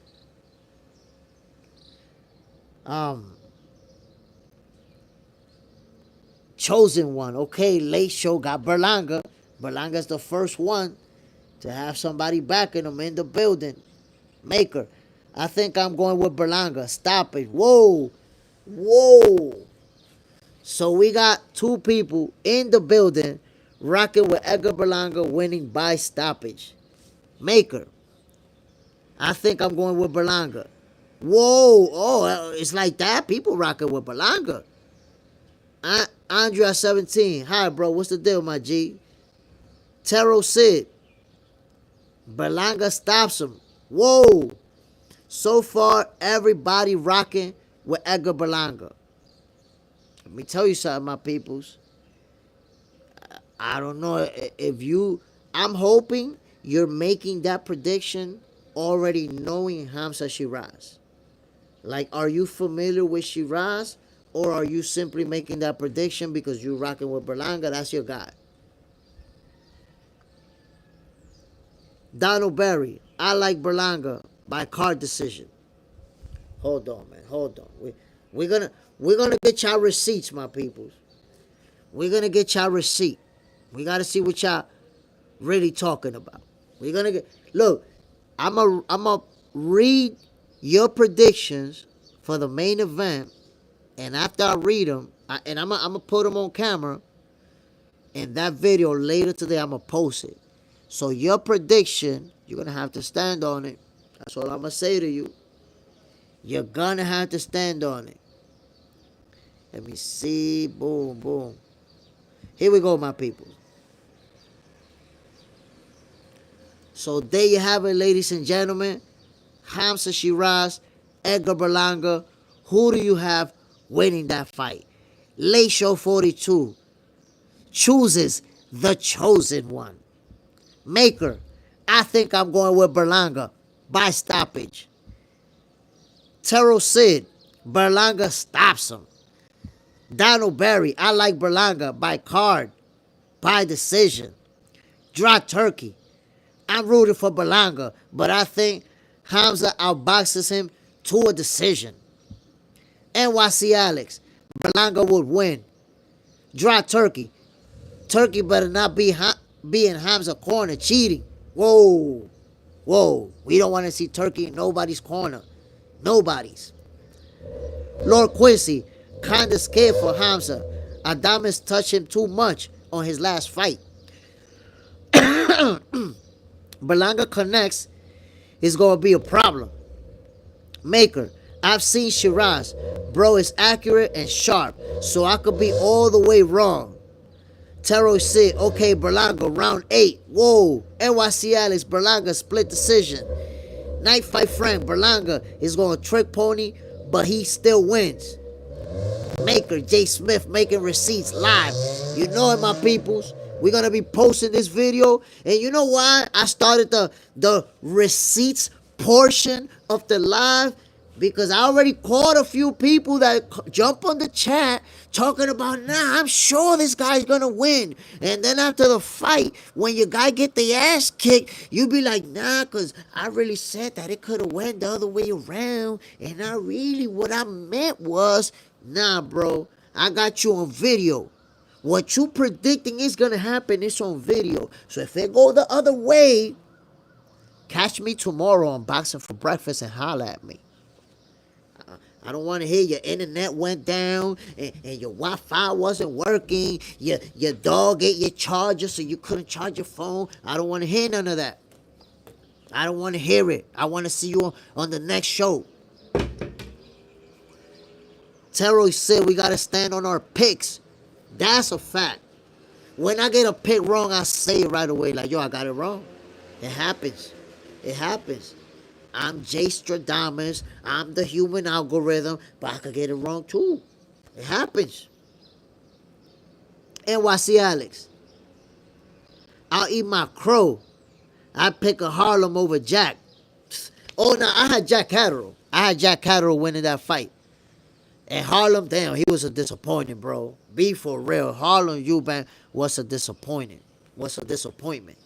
Edgar Berlanga and Hamza Shiraz. I'm going to tell you right now, I'm rocking with Hamza Shiraz. I'm rocking with Hamza Shiraz. And I'm going to tell you why, my peoples. I'm going to give you my logical reasoning behind that. I want you to take a look at Edgar Berlanga, his last couple of fights before he got Canelo. And you're going to see that, yo, he struggled a couple of times. He actually went the distance with an average dude, with an average Joe. With somebody that you're never going to hear about, somebody who's never going to win a title or get anywhere. And Berlanga was in a dog fight where some people felt like he was gifted that. So I look at those fights where he was really tested by guys who ain't on that level.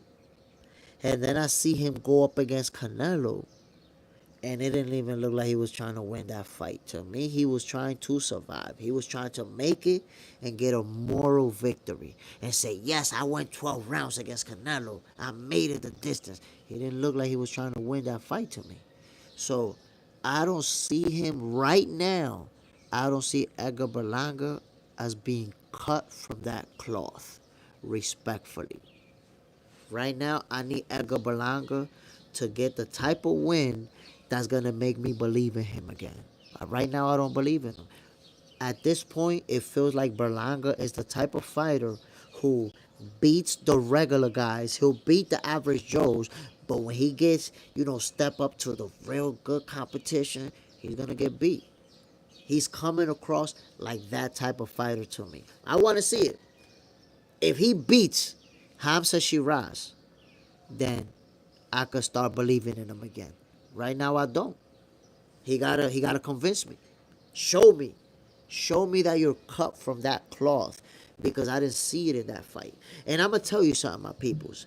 I'm not a new boxing fan. I'm not a social media boxing fan. When a fighter take a loss, I don't discredit them. And I don't say they done, they cooked, that's it, they wash, or they're a hype job. I don't say none of that shit. That's not my thing. I respect the fighters. Losing doesn't mean that you cooked, but it's the way that you lose that counts.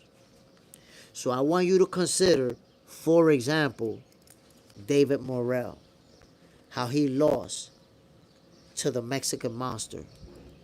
He lost like he's cut from that same cloth. Why? Because he was there. You could see that he was trying to take it from the Mexican Monster. You could see him. You could see him going after the Mexican Monster. He was there to win that fight. He got beat by the bigger, stronger fighter, but David Morrell handled himself like he was cut from that same cloth as David Benavidez is. But we didn't see that from Edgar Berlanga when he fought Canelo. He didn't look like he was cut from that same cloth. He looked like he was there to survive. So again, he's got to make me a believer again, because I'm not right now.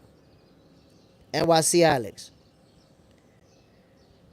4 Extra blew up his hand on 4th of July. Crazy accident. Yeah, man. It seems like every 4th of July, you get somebody blowing their hands up. And now blowing your hands up in the social media era has become more popular. You know why? Because back in the day, when I was a kid, we would put the shit over there and run far away from it and just let it blow up over there. But now with social media, people want to be on camera. They want to be seen on camera holding a goddamn dynamite. And then what happens? That shit explodes your whole hand off. And they be like, oops, I messed up. Yo, shut your pie hole. So, yeah, every 4th of July, that happens. Me personally, I messed around with fireworks when I was a kid, but I grew out of that for sure. And I got a 3-year-old son. I'm going to definitely be keeping him away from fireworks. He cheating, catching no fades. So, listen. Because right now, when it comes to that main event, hold on, my people. My phone about to turn off. I got to put it on the charger. Make sure, I've already had like 3 episodes of Boxing for Breakfast get short because I ran out of battery. So hold on, my people. Still got more.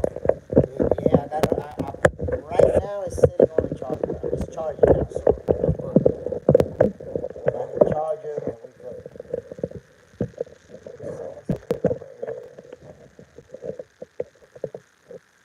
Guys, let me know if you can hear me, because I had to unplug the microphone in order to plug the charger. Let me know, my people. Can you hear me? Can you hear me? Once again, The whole fight, fake sound, bro. Sounds mad low.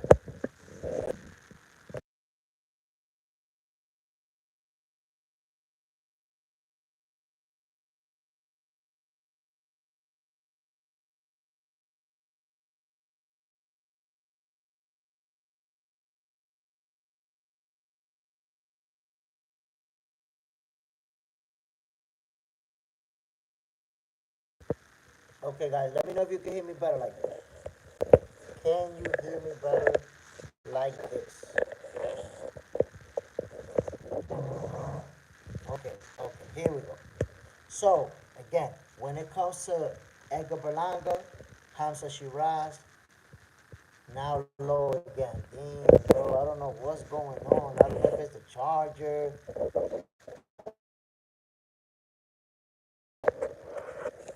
Can you hear me? You know what? How about, let me see, let me see. I got my other phone. This one I'm going to have to do. I'm going to have to, damn, I wish I could open the live from my other device and just keep going on that one. Damn, that shit is crazy. You know what I think I'm gonna do, my peoples? I think I'm about. Hold on. It could be charging and streaming at the same time.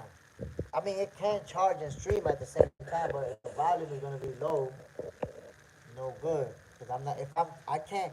I could charge and stream at the same time, but I cannot charge and have the microphone plugged in at the same time. So, I think I'm gonna use the next time I go on. I'm gonna use the laptop. Anyways, I gave you my prediction, my peoples. I got shit. I think I got 10% battery in this charger. So again, my peoples, I got Hamza Shiraz. Look, man, look. I'm gonna have to hold on. Let me try to put this charger somewhere else, man. It's not charging. We're not getting no charge. And I got 10%, which means this thing is gonna turn off real soon if I don't find a charger. This is crazy, my people. We in a race against time. We in a race against time, my people. Hold on. Take this one over here. I mean, soon, because remember, my peoples, I am working on the Box Center studio. It's a process. Because I don't want to give y'all something corny. When I finally unveil the Box Center studio, is going to be something fire. So to do something the right way, it takes some time. But eventually, y'all going to see me broadcasting from the studio. And it's gonna be all good. Here we go, my peoples. I'm actually charging now. I hope you guys can hear me. Let me know if you can hear me. Maker, tell us why you like Shiraz though. You only said why you don't like Berlanga. So we saw that Shiraz has some weaknesses versus um, my brother Carlos Adames, who I felt beat him in that fight. But I feel like Shiraz is a very good mid-range fighter who can keep Berlanga from the out on the outside, and just the way that he uses that long jab consistently, to keep you off balance. He's also a high volume puncher, so I don't think that Berlanga is just gonna outwork him or bully him. I think it's a tough fight. I just feel like Shiraz is the tougher fighter. For the same reasons that I said earlier, it just didn't feel like Berlanga's cut from that same cloth. We all hear enough. That's what's up. I appreciate it, my brother. I got it on the charger now, so I can at least talk with y'all. It was about to turn off. Dave Barron. Good day, sir. Good day, Dave. So, there you have it when it comes to that card. We already made our predictions. I have Alberto Puello beating Subriel Matias. I got Shakur Stevenson winning his fight versus William Zapeda. And of course, I got Hamza Shiraz beating Edgar Berlanga. I've been down on Berlanga. I haven't seen him perform up to par, in my opinion. And that's why. And oh yeah, I forgot David Morrell. I got him winning the fight too. I don't know much about his opponent. I know that his opponent got power, but I got David Morrell. I believe that Morrell is gonna become a world champion, and he one of those guys. He a top level fighter. Dayton Baron, greetings from Germany, bro. Ooh, Germany's in the building. Salute, my brother. I've been getting a lot of love from Germany. I don't know how you guys are finding me, but I really appreciate you tuning in, bro.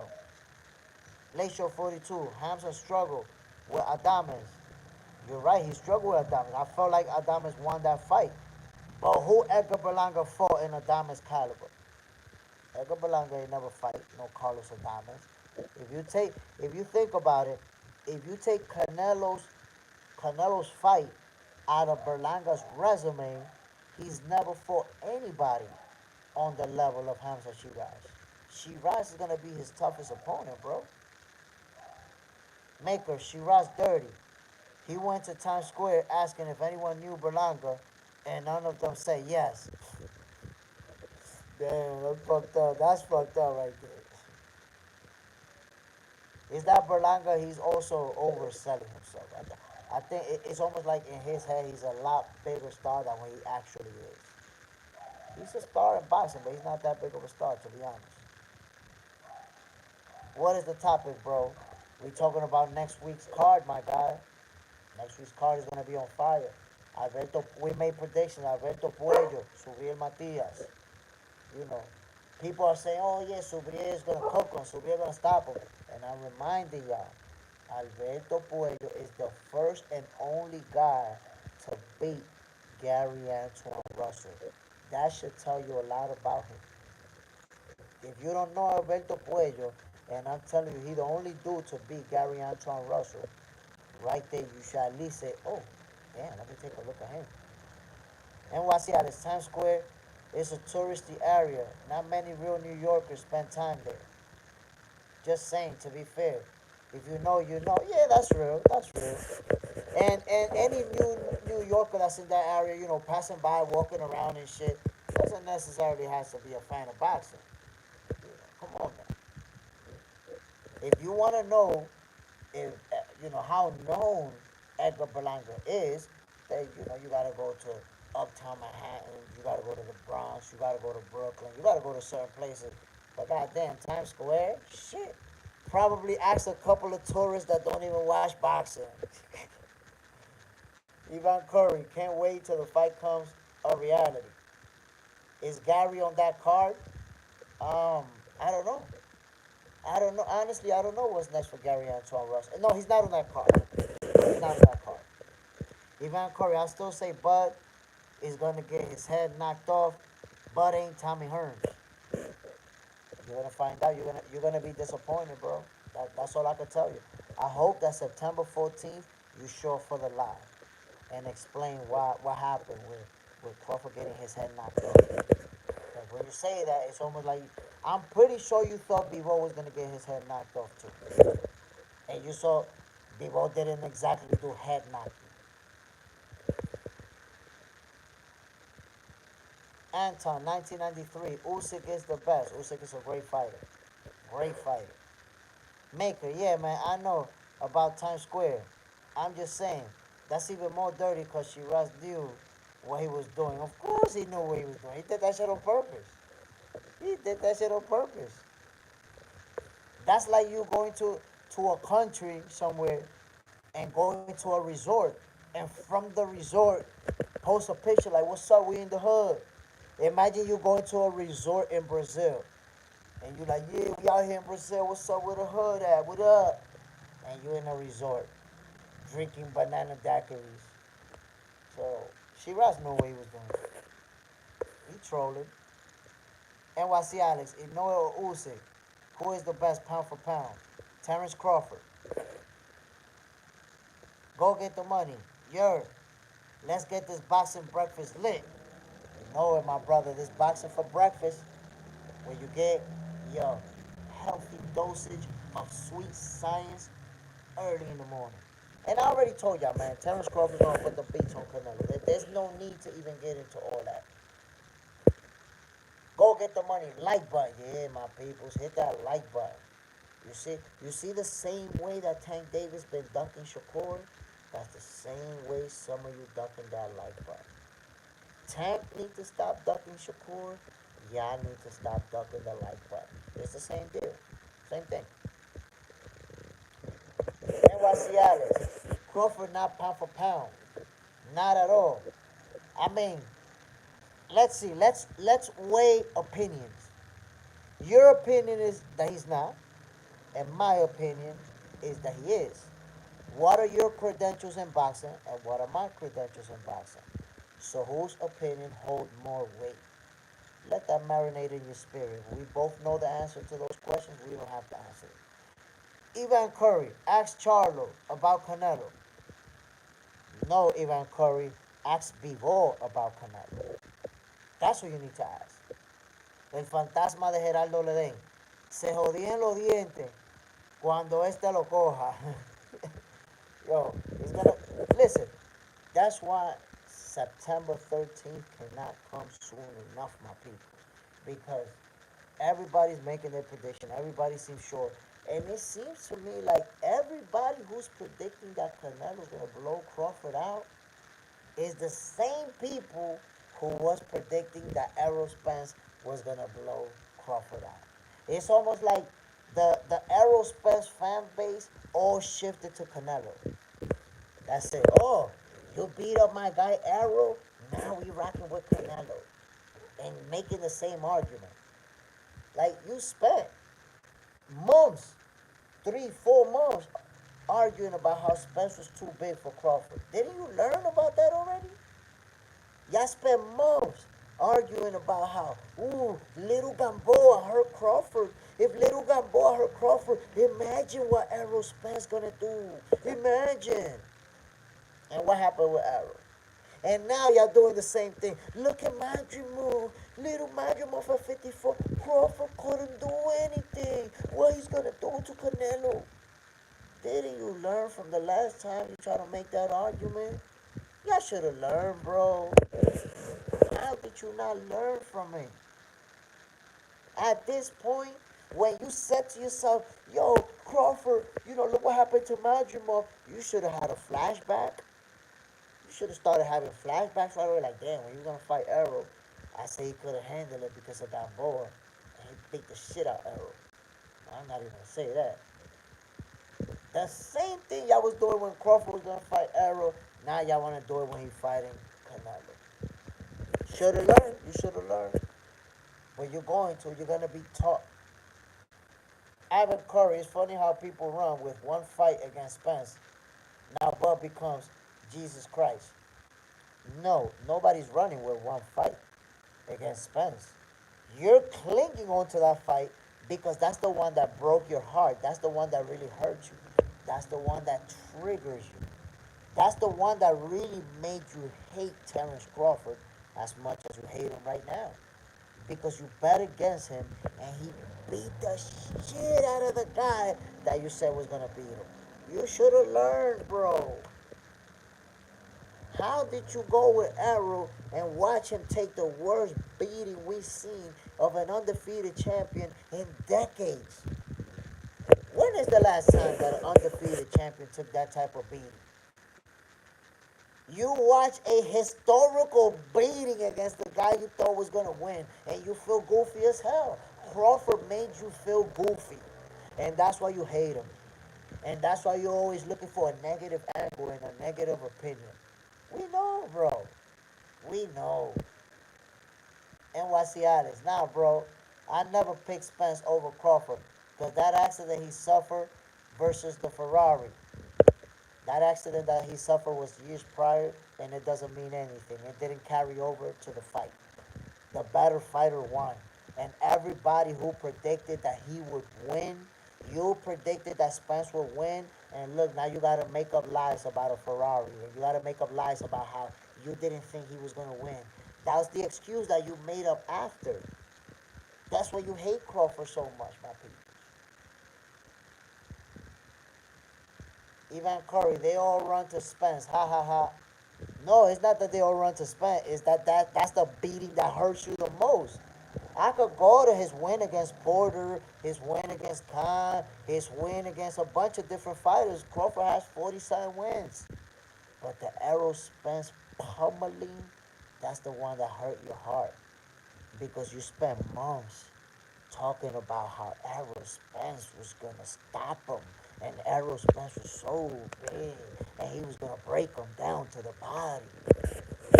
How did your heart feel when you watch Errol Spence getting pummeled like that? Just tell me, please.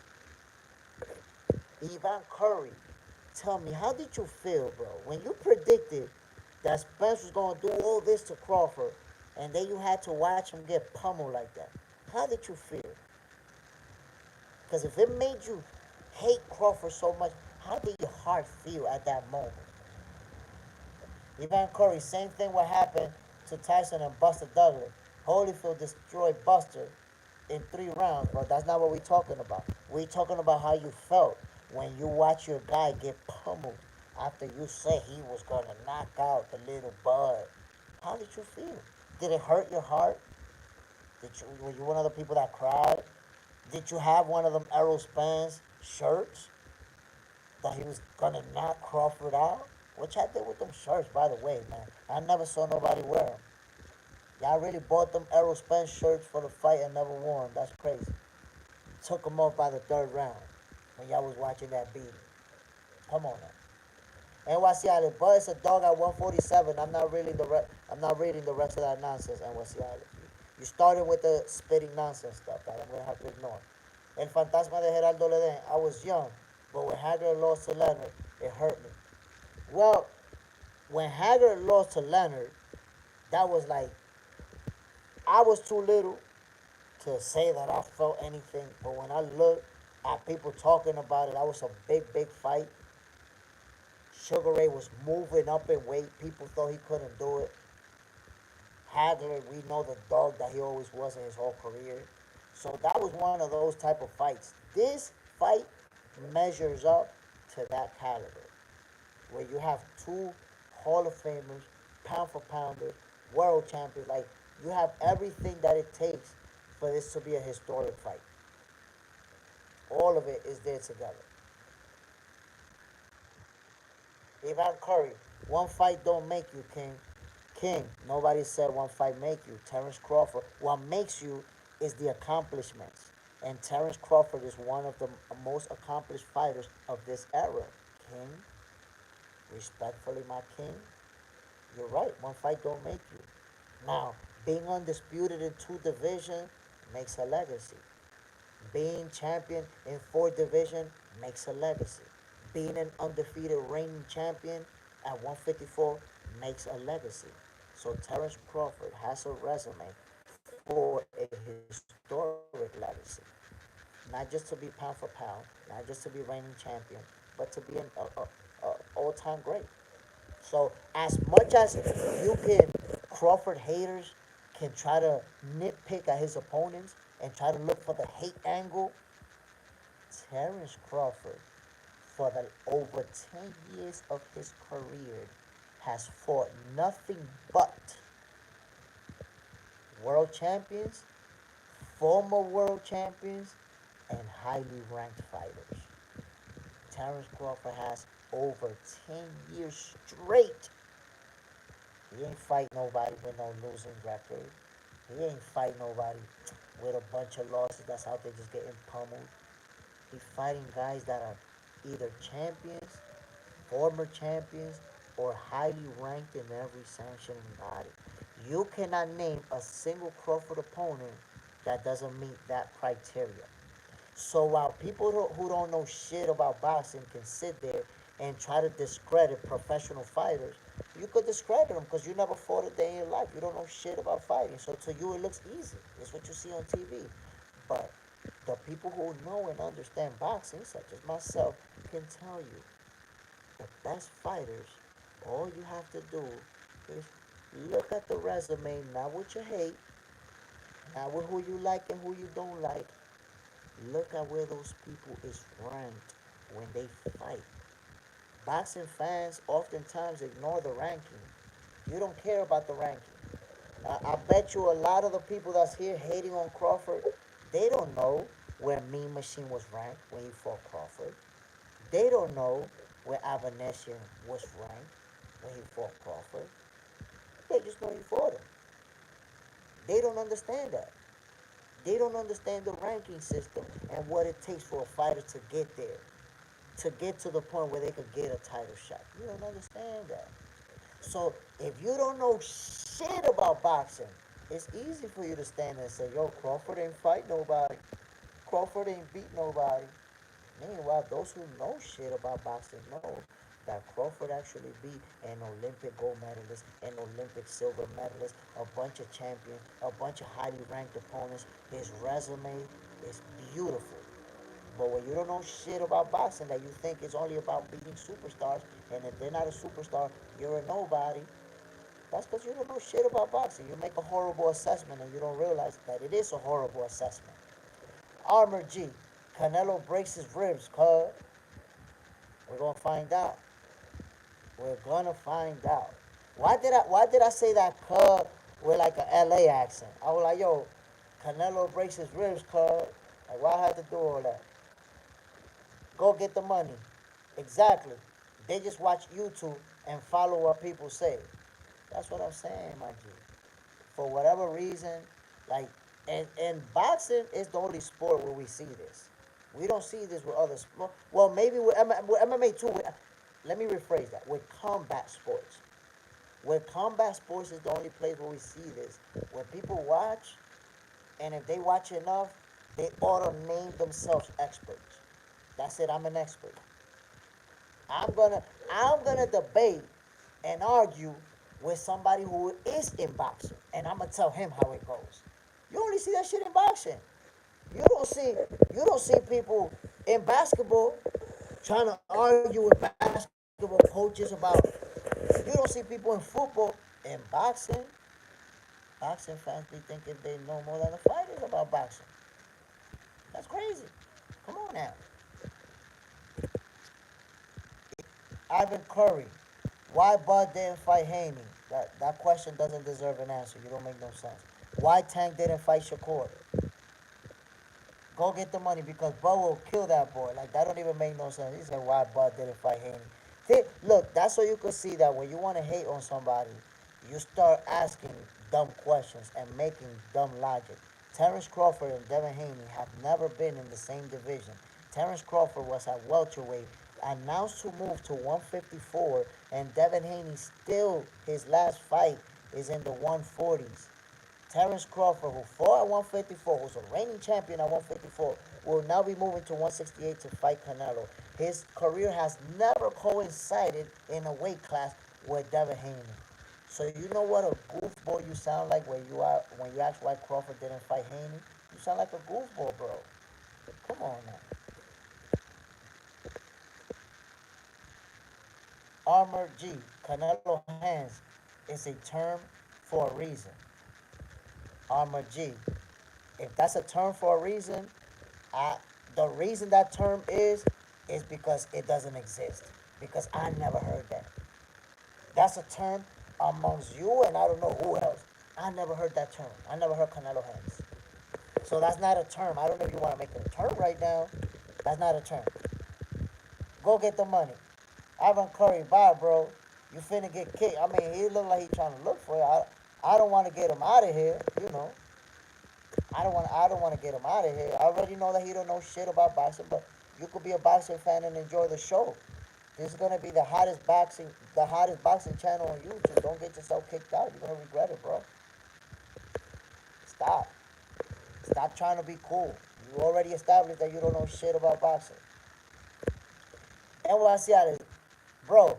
But isn't this the point of this channel to discuss different opinions and talk about to explore? Wait. Listen. We talk boxing. We talk boxing. But this is not a conspiracy channel. It's not about conspiracy. It's not about you making shit up. And the thing is, Alex, if you want to express yourself, I allow everybody to express themselves. What this channel is not going to be for, that every time a conversation about Crawford comes up, you bring up the card. You're going to bring up the card for every Crawford conversation? Nah, bro. Eventually, you're going to find yourself getting blocked. you're gonna find yourself getting blocked because you keep having the same talking point. You keep repeating the same thing over and over. Bro, we already had the conversation. So it gets annoying to have to repeat the same talking points to you, bro. So you can express whatever you want, but number one, don't be coming with conspiracy. And number two, don't keep rehashing the same talking point from yesterday and the day before and every time Crawford comes up. That's it. Be done with the car, my guy. That's it. Be done with the car. That's it. You this close to bringing up the car and getting blocked on the spot. Like, I won't respond. You'll be like, no, because Crawford got the same, the car, boop, blocked on the spot. So that's it, bro. Express yourself, but stop bringing up your conspiracies, fam. Conspiracies don't help. Go get the money. PBC should have even came out your mouth referring to Bud. The thing is, man, that there's always been that rivalry. PBC, going back and forth. PBC fan base doesn't like Terrence Crawford, especially, he whooped Arrow. Now they really don't like him. There's always been that back and forth between Crawford and the PBC. Hannibal, if anyone can beat Canelo, Bud has the tools to do it. I agree with you. I mean, I'm predicting Crawford to win the fight based on skills. I'm talking about skills for skills. You see how people cling on to the size, cling on to, oh, look at this opponent over there. And it's like, I feel like people should have learned. And this is why I feel like people should have learned. Hold on. I feel I feel like people should have learned when they was using that logic before. Why?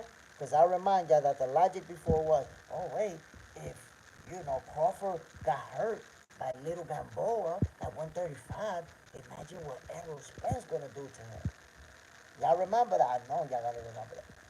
I know y'all gotta remember that. So now the new one is, oh, he couldn't hurt Madrimov. He couldn't hurt Madrimov. So you know what that means? Y'all already made that. That strategic talking point, y'all already made it. That was already made.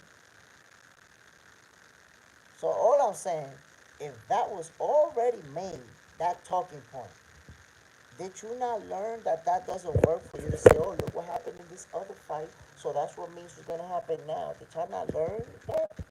You should have learned it, my people. You should have learned it. But if you did, you will. You will. Hannibal, they got excuses for days. The excuses are never ending. It's almost like they looked at the book of excuse for Deontay Wilder and mastered it and said, never acknowledge a great performance. Never accept that this guy was exceptional. Find a way to hate him. That's crazy, man.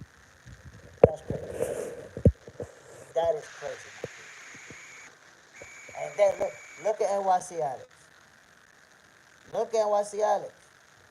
Now you're gonna have to make a fake channel with a fake name just to come back. Come on, man. Don't do that. Don't get yourself kicked out so you have to make a fake channel with a fake name and come back in. Acting like you're new to the channel. Hey guys, I'm new here. Come on, man. Stop. You don't gotta do all that. Armor G, this Canelo guy TKOs people. When Crawford KOs people, they don't effing move. They don't understand what's going on, but they gonna find out. They gonna find out, my people. Terrence Bud Crawford is gonna make history.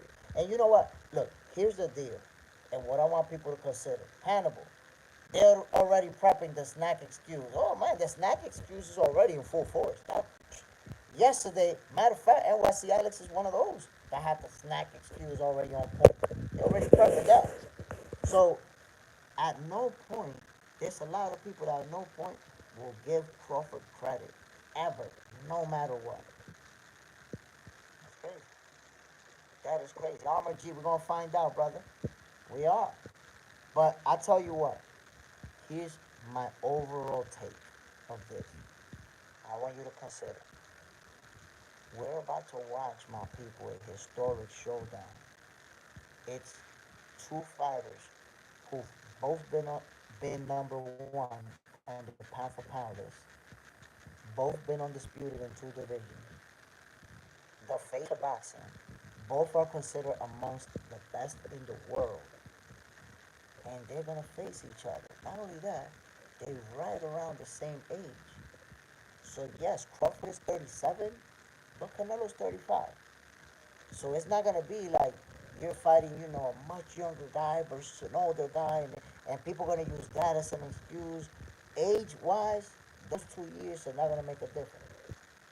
Canelo's not gonna, Crawford is not gonna look old in there versus Canelo. They're gonna be even. So we're talking about a historic fight, man. This is one of those fights that can be compared to Sugar Ray Leonard and Manos de Piedra Duran. This is one of those fights that you can compare to Muhammad Ali versus George Foreman. This is that big, my people. This is the face of boxing, facing an undefeated multi-division undisputed champion. When you think about this fight, between those two fighters, between those two fighters, this is one of the fights where you're gonna see the most accomplishments ever get combined in the ring. Because if you think about it, previously no fighter had went undisputed in two divisions. You got two fighters who both been undisputed in two divisions. You know how many accomplishments are gonna share the ring on September 13th? So if we're watching such a historic fight that's gonna play out in such an explosive way, damn, bro, why we can't just be happy about it and enjoy it and make our prediction? I think this guy's gonna win. I think this guy's gonna win. Why people gotta hate? Oh, this guy ain't know that. That guy ain't that. Like, you really want to go that route? That's how you enjoy boxing? By hating? Come on, man. This is a huge fight. I'm gonna enjoy it. DJ Big Pump 187. Stop acting like I didn't have you gripping them sheets last night. Oh my God. Somebody need. Now we got a goofball needing attention right here. You see that, my people? Somebody actually said, let me go on a live and say something that's going to sound cool enough to, I don't know. You see, this is what shows you, my people, that the world is cooked. This new generation, my peoples, is cooked. Don't, damn, go get the money. Don't delete them that quick, bro. Let me holler at them. Let me holler at them. My people, when they jump in like that, let me holler at them first. Let me cook them first. Sometimes they leave on their own. You don't even got to kick them out when they hear what I got to say. People looking for attention. I got a moment for one response, my peoples. Always give me a moment to give them one response so they can get the attention they wanted. Go get the money. Canelo gonna gas out before Bud will. Canelo isn't a top tier shape like Bud. I don't think he's in the type of shape Crawford is. No way. Is Crawford gonna have a high punch output, which Canelo's gonna have to match? Let's see how that plays out. Let's see if he's able to save energy for the later rounds. So we gotta see what type of fight he's gonna fight. Ernest Morales, back from La Placita de Higüey in Santurce. Love the courtesy, freshness, and their success. A fan of Los Aguas. Salute, my brother. Enjoy yourself over there. El fantasma de Geraldo Lede, Ernest Morales, bam. Los tienes hasta soñando contigo. They dreaming. My people, listen up. That's a Armor G. If you had to choose martial arts to train the rest of your life, what are you picking? I mean, I would pick boxing. I would pick boxing. The thing is that people are gonna say I'm gonna pick jiu-jitsu or one of or MMA or whatever it is, because those are the best martial arts. But it's not like you walking around in the street running into martial artists and it's this martial art against this martial art in the streets. Like, bro, I'm 47 years old and I've been in quite a few fights. I never got into a fight with a jiu-jitsu guy. Like, I never ran into an MMA fight in my life. So I don't need to prepare like I'm running around walking into Fatal Fury and Street Fighter and Mortal Kombat in the streets.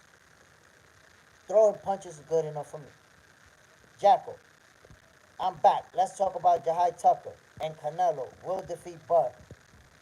Look, Jahai Tucker, my brother, he's an elite level fighter. I feel like he's right there about to break in. And he's gonna make a name for himself real soon. I think the development process with him, they've done a great job. He looks real sharp, real strong, and I think he's gonna be getting a title shot soon, man. So anybody who doesn't know Jahai Tucker, look him up, check him out. He's gonna be one of them guys. He's gonna be one of those, if you know what I mean. As far as Canelo will defeat Bud, that's not gonna happen. Crawford is gonna beat him by unanimous decision. Now, peoples, I'm about to end this show. As always, y'all know how I like to end it. Giving a shout out to everybody who show up, show love, come through, talk boxing. My brother, go get the money. Jacob, Armor G, El Fantasma de Gerardo Levin, Ernest Morales, go get the money. Jay Jones. What will people say if Crawford destroyed him? They will say that that was a great win for Crawford and Canelo lost. Remember, guys, I'm going to remind you this.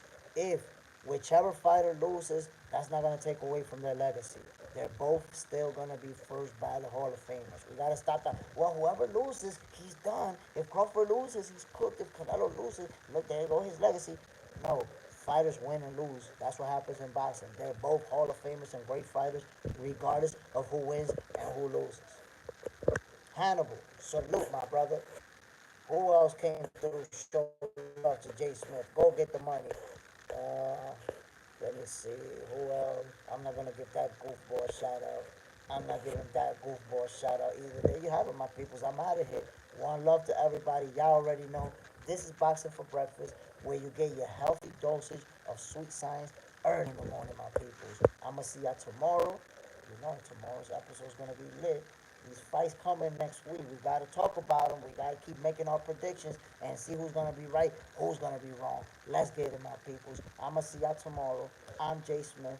This is Boxing for Breakfast. I'm out of here, my people. This is episode number 11. I hope you guys enjoy it. Episode number 12. I'll see you tomorrow.